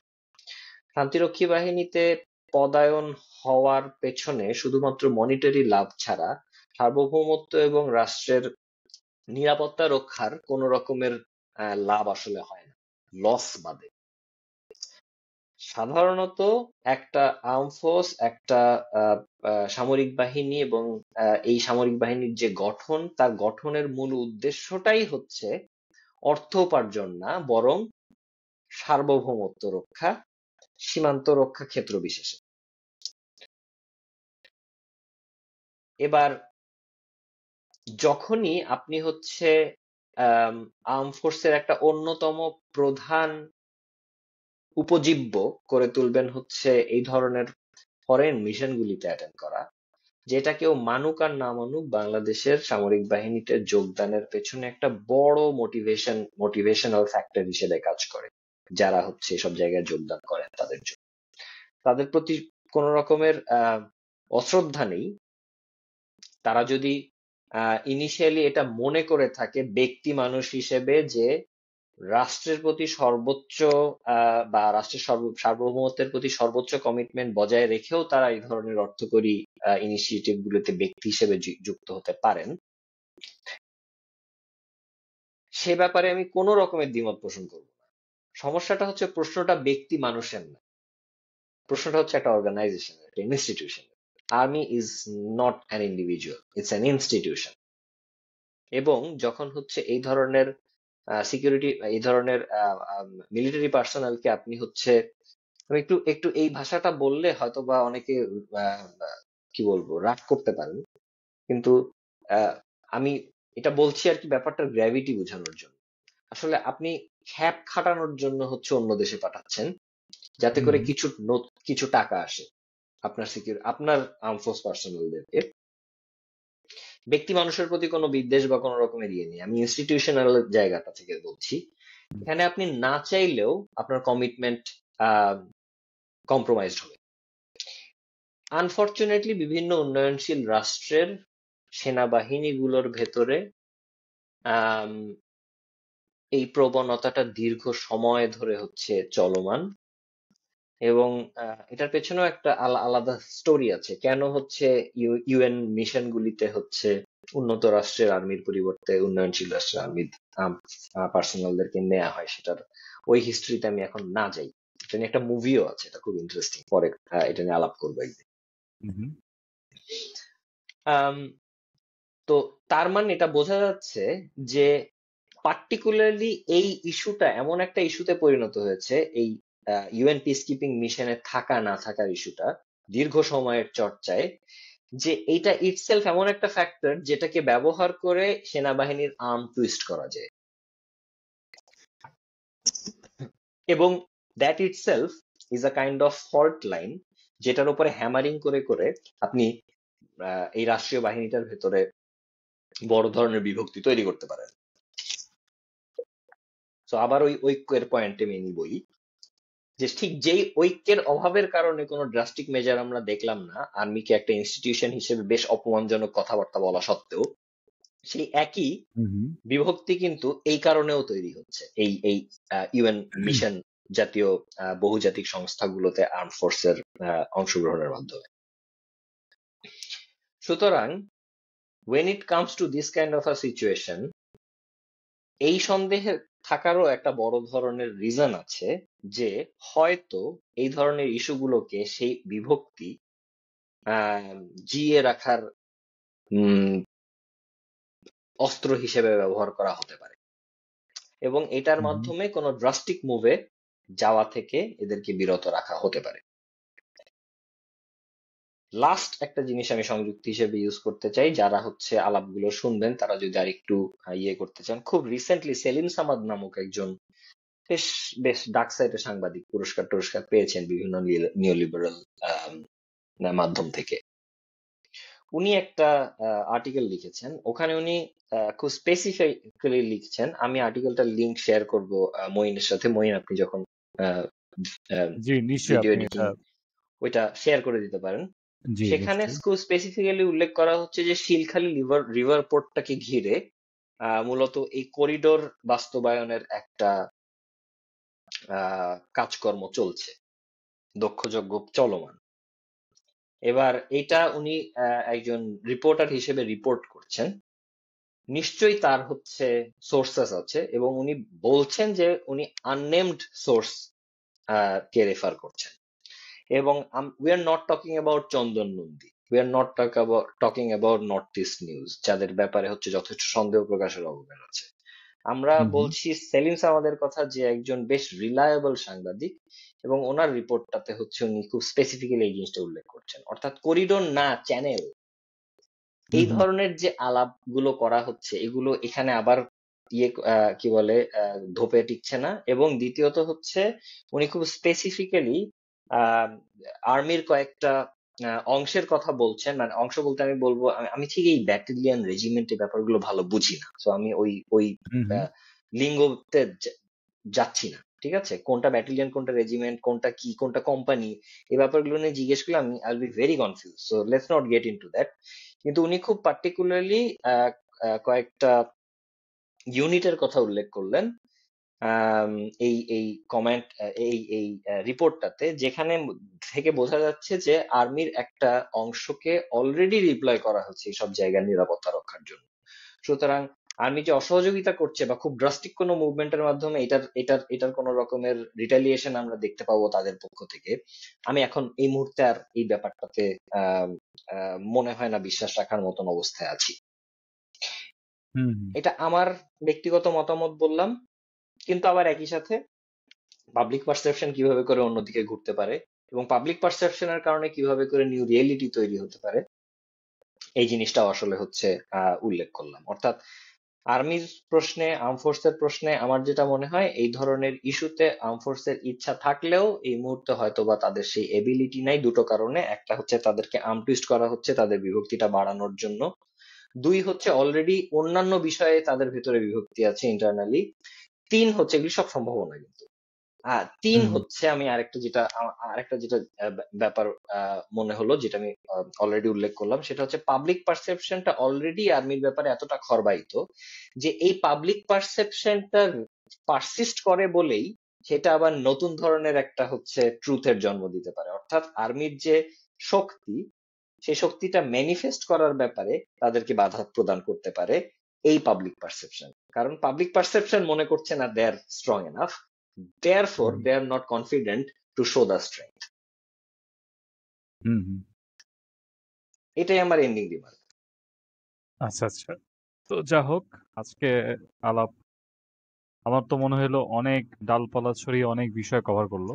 তো ভালোই আলাপ হলো, কিন্তু এই পাবলিক পারসেপশন, মিলিটারি কিভাবে কাজ করে, এবং আমার আরো এই ব্যাপারে বিভিন্ন রকম প্রশ্ন সুন্দর সুন্দর তৈরি হয়ে গিয়েছিল। বিশেষ করে সামরিক বাহিনীর একটা কমন আর্গুমেন্ট আছে যে ইউএন পিসকিপিং এর মাধ্যমে বাংলাদেশের সামরিক বাহিনী আসলে তারা সফট পাওয়ার তৈরি করে, নাকি তাদের উপর বৈদেশিক নিয়ন্ত্রণ বা স্বার্থগুলো বাড়ে।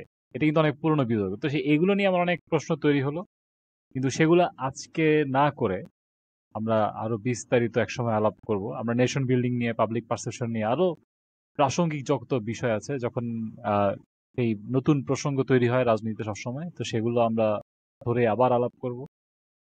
তো আজকে সময়ে না থাকা কারণে এখানেই একেবারেই বিরতি বিদায় নিতে হচ্ছে। তো ডক্টর আশফাক আনুফ ভাইকে অনেক ধন্যবাদ আজকে আসার জন্য। যারা থ্যাংক যারা ইউ সো মাচ মইন। আমি যারা আসলে থরলি এনজয় করছি এই আলাপটা, এবং I'll be very interested to continue it, to be honest. হ্যাঁ, আমিও আমিও এনজয় করছি, এবং আমার মানে ভবিষ্যতে আমরা চেষ্টা করবো যে আরো একটু বড় সেশনে আরো অনেক তথ্য, তর্ক বিতর্ক নিয়ে আলাপ করার আর কি।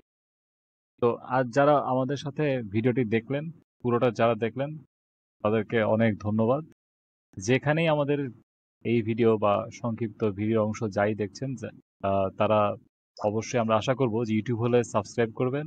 যদি ফেসবুক বা অন্য কোনো মাধ্যমে দেখে থাকেন, তো সেই পেজ বা সোশ্যাল মিডিয়া আইডিটাকে আপনি ফলো করে রাখবেন আমাদেরকে। এবং অবশ্যই যদি কারো মনে হয় যে আমাদের যে উদ্দেশ্য, আমাদের যে আলোচনা, এই সব কিছুর সাথে আপনারা আহ, একাত্মতা প্রকাশ করেন এবং আমাদেরকে আর একটু সাহায্য করতে চান এগিয়ে যেতে, তাহলে অবশ্যই আমাদের পেটিশন চ্যানেলের লিঙ্ক দেওয়া হবে প্রতিটা সোশ্যাল মিডিয়াতে। সেখানে আমাদেরকে ডোনেশন করবেন, আমাদেরকে হাদিয়া দিবেন। আজকে ভাই বিদায় নিচ্ছি আনু ভাই। থ্যাংক ঠিক ইউ সো আছে। মাচ মইন। হ্যাঁ, আপনাকে অনেক ধন্যবাদ তার জন্য। ওকে, আমরা পরবর্তী কোনো এক সময় আরো আলাপ করতে চেষ্টা করব। অসংখ্য নিশ্চয়ই আমরা ধন্যবাদ সবাইকে নিয়মিতই আলাপ যারা করব। শুনছেন। হ্যাঁ, নিয়মিত যখন যখন পারি চেষ্টা আমরা করবো। হ্যাঁ, চেষ্টা করব। ঠিক আছে। ঠিক আছে। Thank you so much.